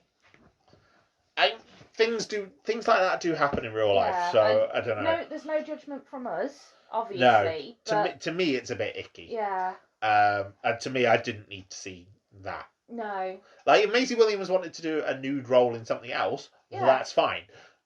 But in Game of Thrones, I've seen her as a kid. I've seen Arya as a kid. To me, Arya is still a young woman. Yeah. She's too young for that. Yeah.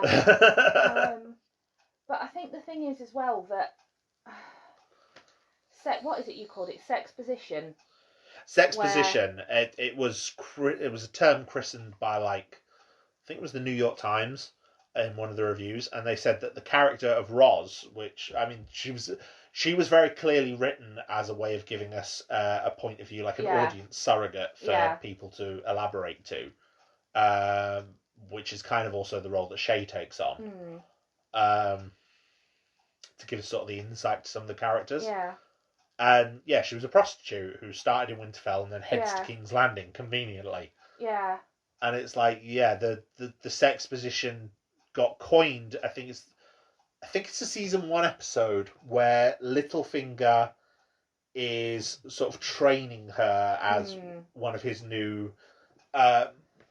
And she's one of the new halls in his house. Full on Meg Ryan. Yeah, with like, you know how ridiculous you sound. Yeah, I mean, he's not part of the action, shall we say. He's sort of watching, but he's talking, and you're getting the insight into his character. Yeah. While 2 women are naked and writhing in the corner. Yeah. And it's like, because he's talking to them, so it's exposition, but done in a sexy way. Yeah. And on the one hand, I think it's brilliant. Like, it's really clever, and it's quite a good way of getting around the show don't tell rule. It was a very good narrative convenience for them, I think, for a lot of the earlier stuff. But at the same time, sometimes it's just like, Did it have to be that gratuitous, I suppose? Well, I mean, there's other scenes, even in the first season, where they do exposition in different ways. Yeah. The one that primarily comes to mind is Tyrion, Bronn, and Shay, and they have a drinking game. Yes. And again, I think that drinking game is in the book. Yeah. But in the show, he uses it to tell the story of Tisha. Yeah. Who is a prominent thing in the book and then swiftly forgotten in the TV series. But he tells the story of Tisha. Yeah. Which is a good insight into his character. I don't think he tells the story of Tisha in that scene in the book. Because Tisha is one of his main motivations. So it gets elaborated on in a lot of his point of view chapters. Yeah. So, but they can exercise it in that one scene, which I think is really well done. Yeah. And then the character of Doria plays a very similar role in. She's also a character from the books in the same way that Shay is. Roz isn't, although there is a character that you could argue is Roz. But yeah, the character of Doria performs a similar function in the Daenerys story, because she has a scene with Viserys, which again is more exposition and insight into him. Yeah. In season 1, Yeah. and again done with sexposition, like they're both in a bath together. Yeah. But it does seem that there seems to be, and I know part of it is because. Please excuse me. I'm losing my voice because I'm getting all involved in the conversation. Part of it is because boobs are far more acceptable on TV than genitals. Yes. Which means you can show a woman nude from the waist up, and for the most part, people aren't going to complain. Well, there's a lot of full nudes, but a lot of the full nudes are portrayed by women who have worked in the adult entertainment industry. Like Sahara Knight, who plays one of the whores in King's Landing. Yeah. And Sibel Kelly, who plays Shay. She also worked in adult films. But it's like, it's the women who are nude. It's the women who are in that position of vulnerability in many ways. Like, we are at our most vulnerable when we are naked. Yes. And you didn't see many of the men naked, did you? No. And it's like they were saying in South Park, where when you see a wiener, it's always a floppy wiener. Big floppy wieners. But the only male I can really think of being nude in the show is, well, to the point that you actually saw anything, was Alfie Allen. Yeah, but that's number one because, 3 tennis balls in a sock. Oh yeah, do be packing. But also because he gets it cut off later on, doesn't he? So I'm wondering, could it be a foreshadow of, look what this dude's losing? Well, yeah, okay, maybe. I didn't think of it that way. Think what this dude's lost, Yeah, because he has a couple of scenes where it's it's quite prominent. But yeah, even with the sex position, I mean, the treatment of women as being almost sex objects, and Alfie Allen's character of Theon is one of the key ones behind this. The one that springs to mind is his introduction to Yara. Yes. Who he doesn't realise is his sister. No, because she looked like a fat little boy when he left her. And he doesn't realise that's his sister, so he immediately starts groping her intimately. Yeah. And she knows, obviously, who he is, but she doesn't say anything. Yeah. And purely to relish the shock on his face later on. She's amused by it rather than grossed out as well, which is an interesting reaction. It's kind of macabre almost, isn't it? I would have beat Ramsay Snow to it and chopped his fingers off. But yeah, it just seems that. Although I have thought of one thing. Go on. I've lost my train of thought completely, and I apologise. No. I've thought of one character that gets a sexy makeover, a male character that gets a sexy makeover. Oh. And I can't think of his name, but helpful. From descriptions, it's the one that's having the thing with Daenerys, and he's got the knife handles that are naked women. Oh, Dario? Is it Dario Naharis, yes. Because in the book he's got like purple and blue hair, hasn't he? Something like that. He's implied to look very odd. He's got like dyed colouring all over the place. Whereas, the Dario they actually get is gorgeous. Like, but What, Dario 1 or Dario 2? personally, Dario 1. The one who went on to be Ajax in Deadpool? Yeah. Yeah, okay. Personally, but, you know, pros and cons on both sides. Okay, yeah, true. But it's one of those where, you know, they made him conventionally attractive. Yes. Because he was taking a sexy role, a lead role. They did also cut out one of the clothing choices for Daenerys' storyline. When she's in Karth, in the novels, when she's in Karth in season 2, the Karthine fashion is to have one breast showing. Yeah. So for a lot of her scenes in Karth, especially where she's speaking to Zarozo and Daxos, she deliberately wears a Karthine gown that he gave her to sweeten him up. Yeah. Which is it's brilliant because it's perfectly showing that she is very clever and very manipulative as a leader. And a diplomat and knowing what she wants to get out of the conversation. But yeah, I can see why they didn't do it. Yeah. I had a really good point and I've lost it. No, it's completely gone. Oh well. Sorry. It'll come back to you if it's important enough. Yeah, and I'll jump in and go, ooh.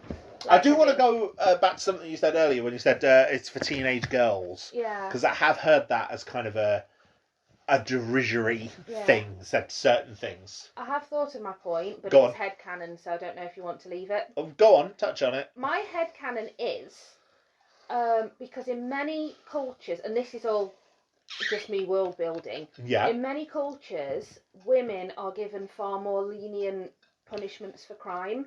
Yes. So men would dress as women while performing acts of crime to get the lenient punishment if caught. Right. So, by wandering around exposing a breast, it proves you are definitely a woman.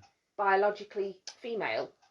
Interesting. I didn't think of it that way, but that's definitely interesting.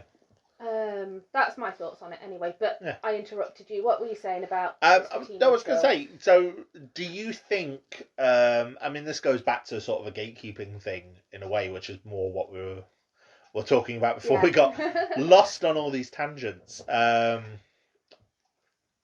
family dinners in our house are fascinating. But do you think that shows or media that are created for young women, young adult women, or even teenagers or children, are held with a lesser standard than, say, things created for boys or young adult men? Oh, absolutely. Yeah. They're held with, in some cases, bordering on contempt. Yeah. See, to me, I agree with you. The big one I find is Twilight.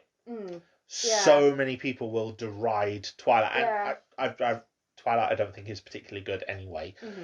But it's not particularly good for its own reasons. Yeah. It's not that it's not particularly good because it's a young adult female thing. Well, the thing is, I actually read the first Twilight book. Yes. More or less when it came out. Yeah. And I mean, I was a bit old for the target audience. I was about 21, 22 when I read it. Just a bit then. Yeah. Because I've got a real thing about vampires and vampire fiction and stuff anyway, and vampire mythology. And so I read it, and it wasn't terrible. I mean, I wouldn't put it up there as my favourite book ever. That's The Handmaid's Tale, by the way. Very good series. We'll have to do a discussion on that in one of these at some day. We'll watch through the whole series and then we'll do it. But anyway, so it's not my favourite book ever. Yeah. But it's not terrible, and I've read far worse. Yes. And again, the film, it's not brilliant, but it's nowhere near as bad as everyone made it out to be. No. And I think some of the dialogue in it is not great. Yeah, see, I didn't like it, but the reason I didn't like the film so much was because some of the dialogue was terrible and the acting wasn't particularly good, and I didn't buy the love story. Yeah. That's my reasons for not liking it. I did think her dad was an awesome character. Yeah. Like, she comes in talking about her boyfriend and he's there cleaning a shotgun. Not to be aggressive dad stereotype or anything, just because he has a shotgun and he's cleaning it. And yeah, I mean, some of the dialogue is like, "Hold on, spider monkey." Yeah. Or there's one about dying is hard. No, dying is easy. It's living that's hard. I can't remember the exact. I think that was a tagline for the film as well. Yeah. But it's not terrible. Yeah. And the problem is, I think if you took a film of a similar standard that was aimed towards a male audience or even a family audience. Yeah. Excuse me. I don't think it would have been nearly so derided. Yeah, okay. It would have been written off and been like, oh, it's yeah. It's what I would say. It's one where I wouldn't actively put it on, but if I saw it was on Boxing Day, I'd probably watch it. Yeah. No, I get the sort of thing you mean. Like one that springs to mind, and please don't hate me for this. Go on. Jurassic World. Okay, yeah. A lot of the dialogue in Jurassic World is terribly written. I love how you specify Jurassic World, not Jurassic Park. No, because Jurassic Park is one of my favourites. Fair enough. But yeah, no, Jurassic World is a popcorn film. Yeah, a lot of the dialogue isn't great. No. There's story threads that are introduced and then never brought up again. Yeah. There is no chemistry between the two romantic leads, quote unquote. Yeah, Jurassic World is also a very, very good one for discussion of its treatment of women. For example, Jurassic World is the first film in the Jurassic Park series where a woman is killed by a dinosaur. Yeah. And it's she's played by Katie McGrath, and she's like the assistant. PA, isn't she? Yeah. But she gets the most long, drawn out horror movie death scene. And she's punished for not looking after the children. Yeah, but it's so unnecessary. Yeah, but it's like she's not doing her motherly role. She's not looking after the children. Therefore, she gets eaten by is it a mosasaur? Well, she gets taken off by the pterodactyl first, a pteranodon, and then eaten by the mosasaur. Yeah. So it's horrific. Yeah. And it's she gets a really long, unnecessary death scene. I think. Yeah. Because, I mean, if anything, it was the kids who were bad. They ran off. Why should she get punished? Very true. Sorry, I'm going completely off topic with that. Yeah. But, because I mean, it's... Go on. I was going to say, it's a good film. It's a watchable, I enjoyed watching it, Yeah. And there was no real problem with the acting, like Chris Pratt and Bryce Dallas Howard, yeah. In their own right, they're both very good actors. Yes. But it's one of those where this film didn't do them any favours in terms of their performance. No. Now, going back to Twilight, Kristen Stewart, it is Kristen Stewart, isn't it? Kristen Stewart and Robert Pattinson have both proven themselves to be good actors. Yes, more in stuff that Robert came Pattinson. afterwards. Well, I think the two of them did quite well off of Twilight because both of them have admitted to hating working on it, and they both agree with a lot of people that it is terrible. Yeah. But they seem to have both quite happily done it, made their money. Yeah. And now it's like, well, now they can pick the acting jobs that they want to work on. Yeah, which shows they've both been proven to be good actors because people. They derided them, especially Kristen Stewart. They all said she can't act, she can't emote, she's, Yeah. But then, for example, if you watch her in something like Runaways, where she's playing Joan Jett, and she's fantastic. Yeah. And then now they've both made both of them making sort of a leap back to the mainstream. Yeah. Because Robert Pattinson's playing Batman, and she's playing Princess Diana in Spencer. Yeah. And it's like, from what we've seen of both of those films, they both look really good. So. But I just think it's one of those where, because Twilight's primary audience was teenage girls, people immediately wrote it off as that's rubbish, it's fluff, it's nonsense, she can't act, he's only in it because he's handsome. Yeah. Again, you get the force love triangle. Yeah. See, I was going to say that's true of a lot of the young adult films that got sort of adapted off the spate off the back of Twilight, because you got the two primary ones that I can think of. Well, there's three primary ones I can think of, two of which seem to be more derided than the other. The first two are the Hunger Games trilogy, well, quadrilogy, which I really like. I think that's a very good film series. I like the first two. I'm not so keen on the third and fourth, but third book. Yes. But that's just personal preference. Yeah, you didn't like the book of that much, I remember. I didn't like the ending. Yeah. See, I quite like the film. Yeah. And I thought the way they did the split was very good. Yeah. Because the problem with splitting a narrative across two films like that is you need to have a big inciting moment. And I think they were able to do a big inciting moment that served very well as the end of one film. Definitely. Yeah. And then to go for the second series is the Allegiance series. Divergent series. It's Divergent, Insurgent, Allegiant. Yeah. That one didn't do very well. The fourth one actually got cancelled. I think they're looking at doing a TV adaptation. I don't know if they've done that yet. And then the third series is Maze Runner. Yeah. And Maze Runner, I think, has adapted all of its books. And they've kind of flown under the radar. Yeah. They've been kind of middling successes. Yeah. But they've also not been made for a lot. Yeah. So it's like they haven't done the box office numbers of something like the Hunger Games. Yeah. But they've all made their money back. Yeah. So... and it's one of those... I've not seen Divergent or Maze Runner. No, I've heard very good things about both of them. The point with those is I'm not their target audience. Yeah, exactly. Even when I was younger, I wasn't really their target audience. Yeah, I mean, from what I've heard of the worlds of both of them, they're both very, very interesting science fiction stories. Yeah. Science fiction settings, I should say. Yeah. And I get what they're trying to go for. But again, of the thing is the discourse of Divergent being seen as less than Maze Runner. Yeah. Or, for example, something like Valerian and 1,000 Planets. Yeah. Which again is another one of those where it wasn't a great success, but it made its money back. It's by Luc Besson, the guy who did Fifth Element, so it looks incredible. Yeah.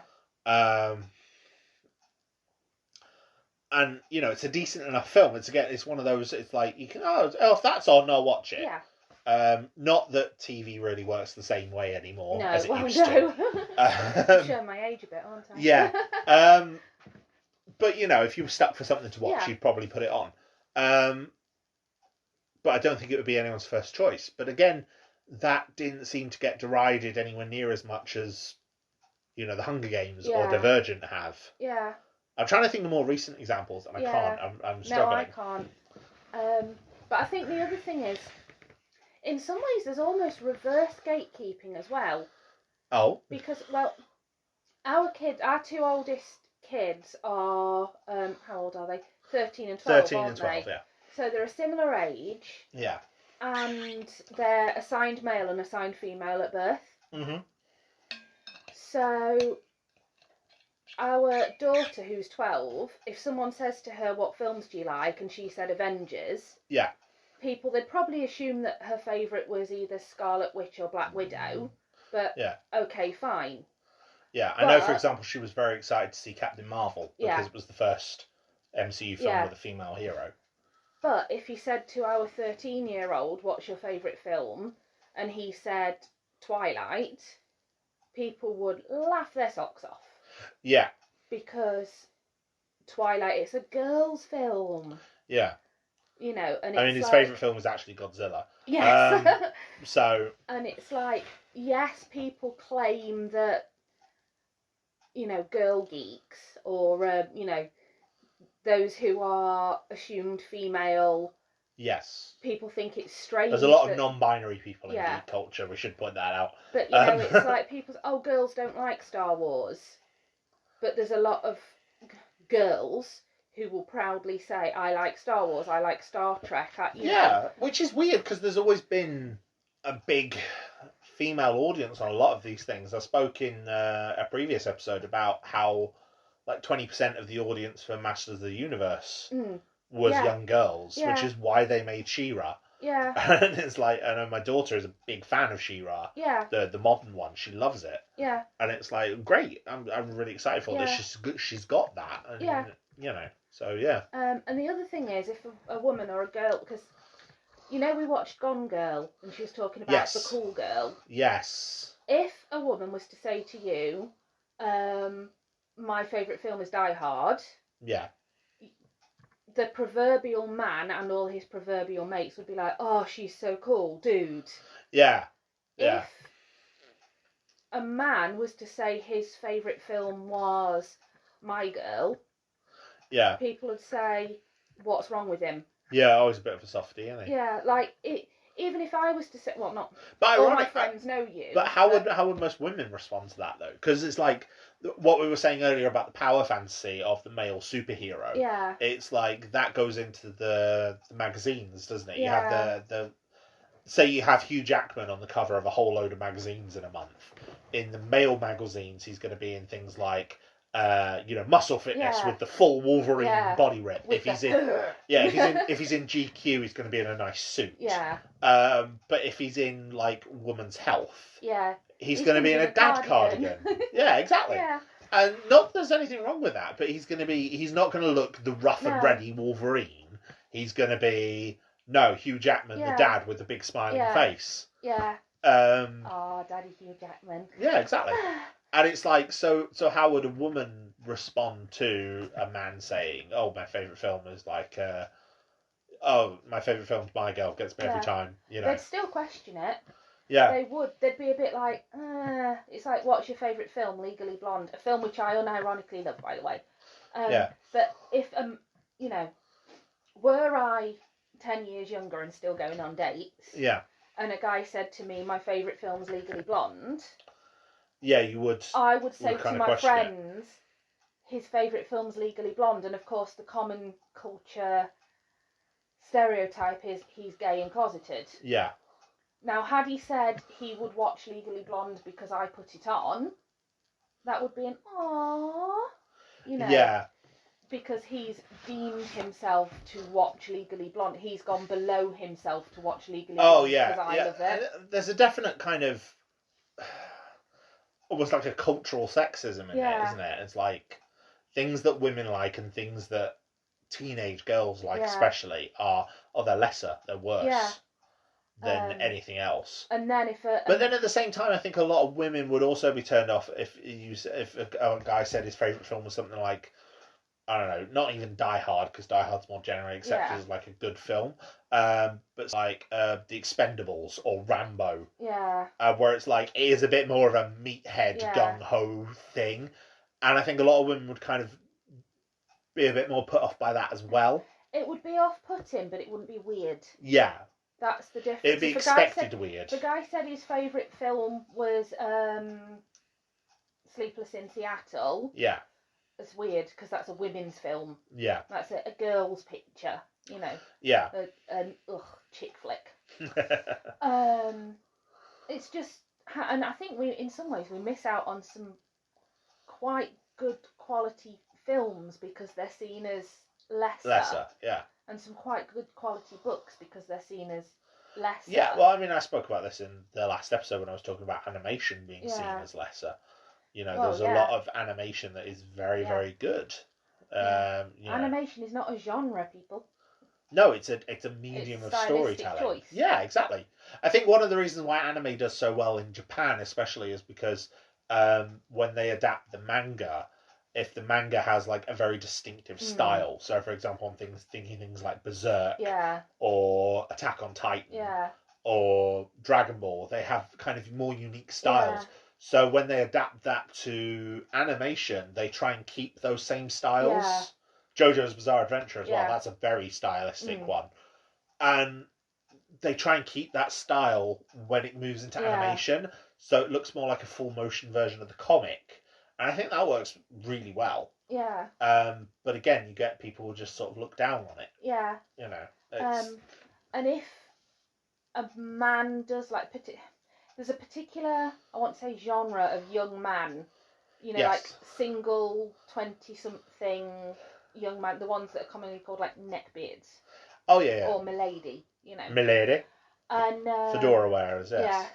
So it's not fedoras that they're wearing, it's trilbies. Yeah. That really annoys me. As a fan of vintage stylings, that really annoys me. And I actually rather like beards, so, but I'm getting off the point again. But yeah, there's a certain type of man, or just men in general, if I'm female gatekeeping, please say, but this is just my experience. That's fine, go on. If they like something that is stereotypically female, yeah, it's automatically assumed that they're a weirdo. Yes. And it's a kink. Yes, like bronies. Yes. I was just thinking of, but if you actually watch, especially like Friendship is Magic and A History of Girls, which is the one that everyone likes. It has some really cool stories. Like I mean, we watched it with our daughter, and it was really good. Take out the ponies and substitute people, and take it from animation to live action. Yeah, and a lot of it would still work really well. There's some really good story, really good character there, and some of the bad guys are actually kind of scary. Yes. You know, but because it's animated and it's bright coloured, it's for girls. Yeah. And a man that likes it is automatically, it's weird, it's a kink. He's got his life-size rainbow bright body pillow. Yeah. Or, and I mean, on a slight tangent, I'm a doll collector. Yeah. Which is primarily female. It's largely female. Yes. Now, I've heard stories of male doll collectors sending, like, their wife or their sister or a female friend to buy dolls for them. Yeah. Because a man in a doll aisle is weird. Yeah, creepy, there's several famous male doll collectors. Like Johnny Depp. Well, yeah, I was thinking of, there's one guy, I don't know his name, but he owns, like, every Barbie ever made. Yeah. And I watched a documentary about him. Yeah, he's bought one of every single one. And he's said that, some people do look at it as weird. But it's like, to him, he's interested in getting a collection of something that is worth collecting. I'd say Barbie is worth collecting. There's a lot of very limited edition runs of Barbie. Yeah. That you could, but toy collecting. Yeah. Toy collecting is a thing anyway. Yeah. People collect Transformers. Yeah. There's a guy with a bunker full of Star Wars merchandise. Yeah. You know, or one guy who bought every Alien toy ever made, including some of the old sets and suits. Yeah. To the point that when they made some of the new sequels, they had to hire them back off of him to use them. Because it was cheaper than recreating them. You've only got to look at Action Man, G.I. Joe. Yeah. He's not a doll, he's an action figure. Yeah. Because boys don't play with dolls. But the original 12-inch one was a doll, so yeah. And it's like, gatekeeping does work both ways. Yeah. I think one of the problems, though, to bring it back to almost where I started, is that when something is a very male-dominated environment, you get an intimidation spiral. Yes. And it's like, if I was to go to generic comic shop, I'd feel really intimidated walking in there because I wouldn't know what I was looking for. Yeah. And I mean, I'm probably far more likely to get asked, do you need help? Because I'm not an intimidating look, like I'm a slightly overweight 34-year-old woman with 4 kids. Yeah. People would assume that I'm looking for on behalf of someone else, But if a woman was to walk in there and she was in her early 20s... Yeah, and maybe didn't know anything about comics or board games or anything else. The patronising attitude of... What's she doing? Or not even that, like, oh, how sweet. Oh, shall I find you something, Yeah. Shall I find you something with lots of pictures in it? I mean, it's comic books, but you know what I mean. Or you'd get you're a fake geek girl and you're doing it to attract men. Oh yeah, who's your favourite comic character? Oh, I quite like Deadpool in the movies. Oh yeah, but you never read a single comic. But you don't even know his real name. The Wade Wilson? No, not Wade Wilson. It's actually this and that. And they'll expect you to know obscure trivia. Yeah, which they wouldn't ask. Which you wouldn't ask another guy. At the moment, for context, Garhdo is wearing an Avengers t-shirt. Yes. No one would look at him and say, oh, you only know Avengers from the films. Name every Avenger ever and their first appearance, which is a bit of a shame because he'd be able to do that. No shade. Well, probably up until the 2000s. Once they started letting everyone on the team, it gets a lot harder. Kids these days. Well, because there was a point, to go off on a brief tangent, there was a point where the Avengers characters were just Avengers. They wouldn't be on many other teams. Yeah. So, for example, you wouldn't have Spider-Man as a member of the Avengers. Yeah. You wouldn't have Wolverine as a member of the Avengers.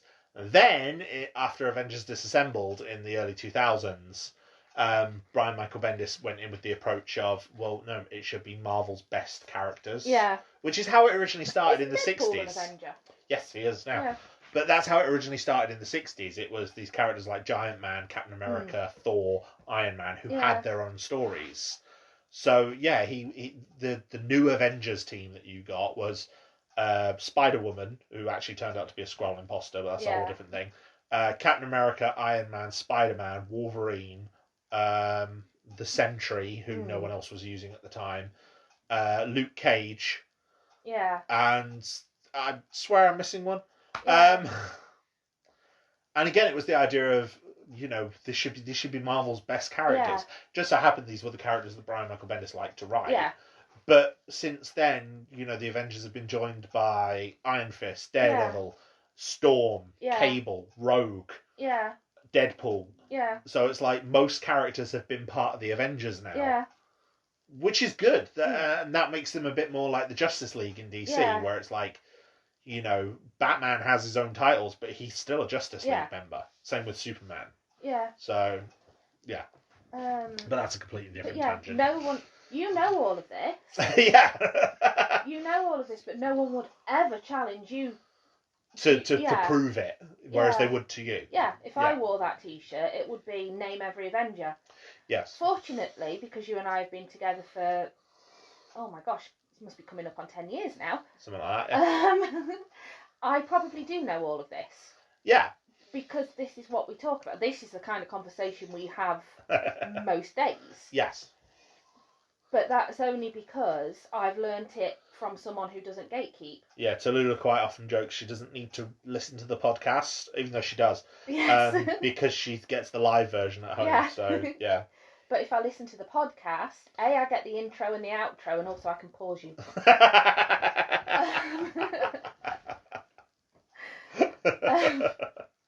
Again, no shade. No shade. I love how much you know. I genuinely do.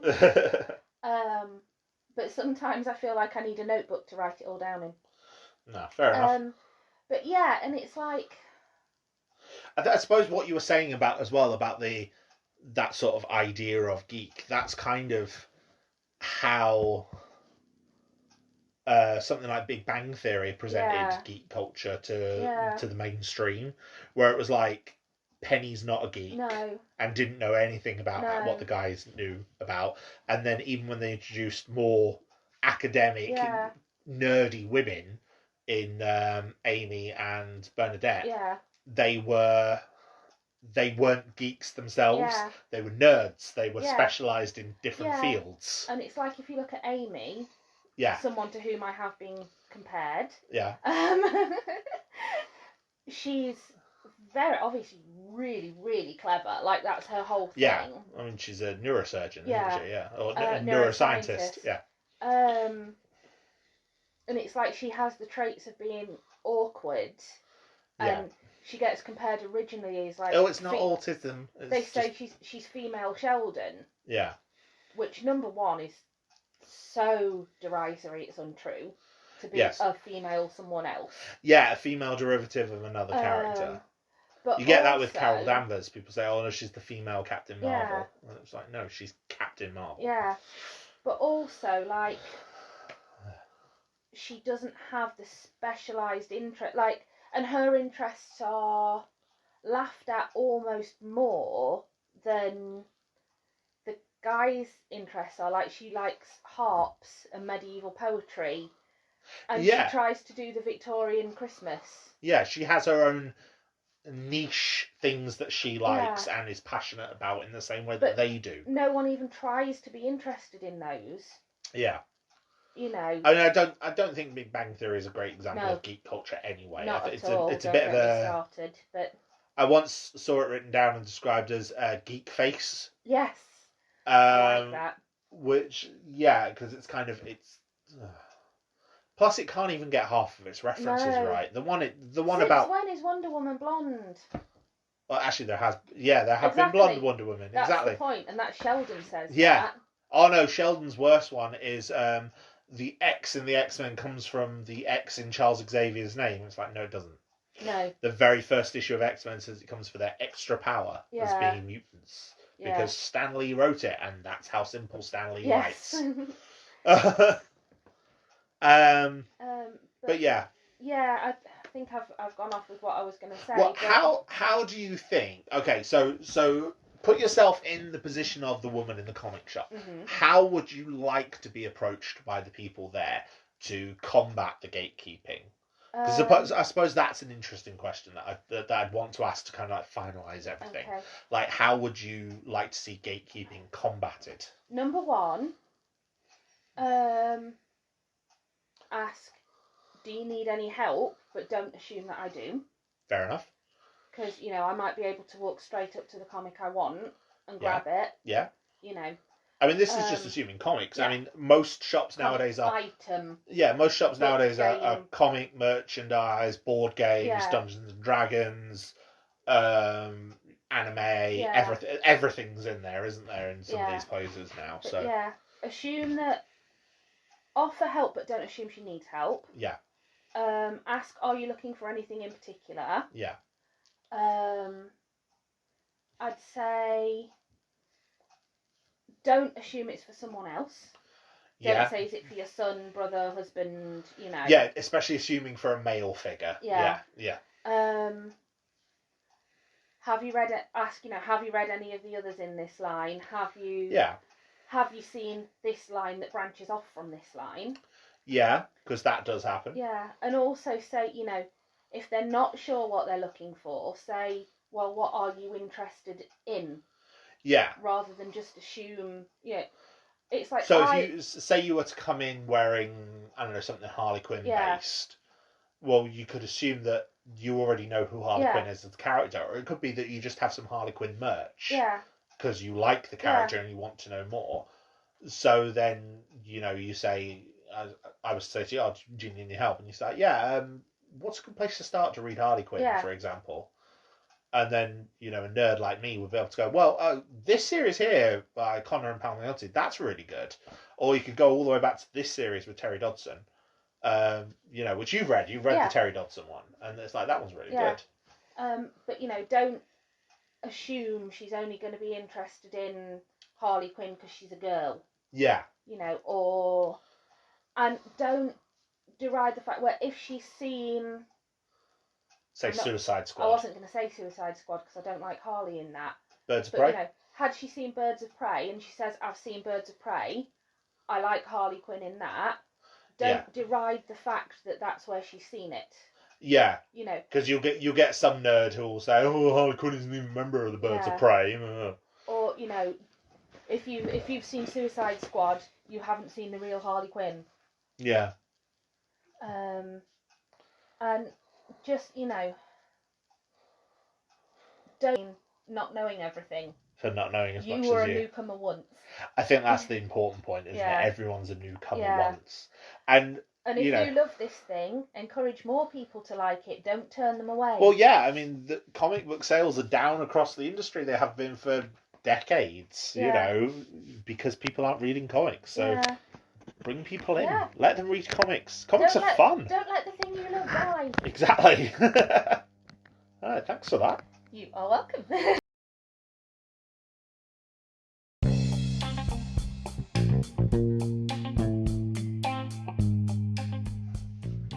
Okay, so thank you for joining me for that. Thank you for inviting me. I really enjoyed myself. Perfectly welcome. It didn't seem right to do a conversation on gatekeeping and geek culture and not get at least another perspective other than my own, being a... I don't speak for everyone, but I certainly speak for me. Yeah, so exactly. That's just my opinion, my point of view. Yeah.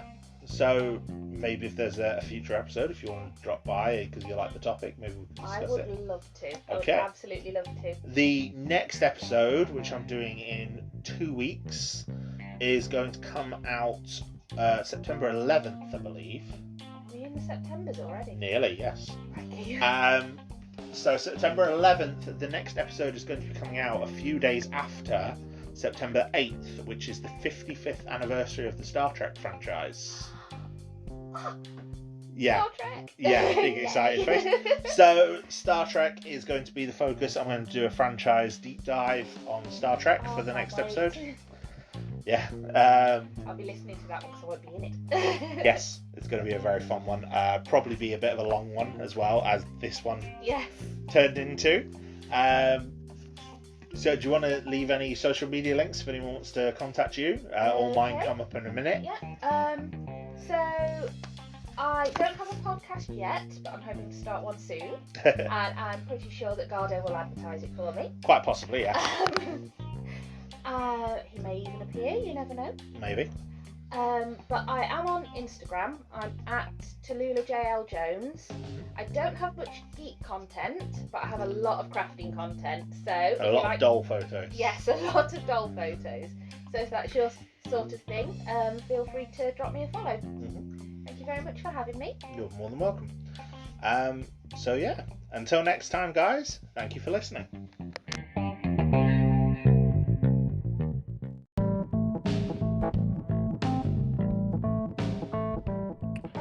Thank you, my friends, for once again joining me on Garhdo Goes Geek.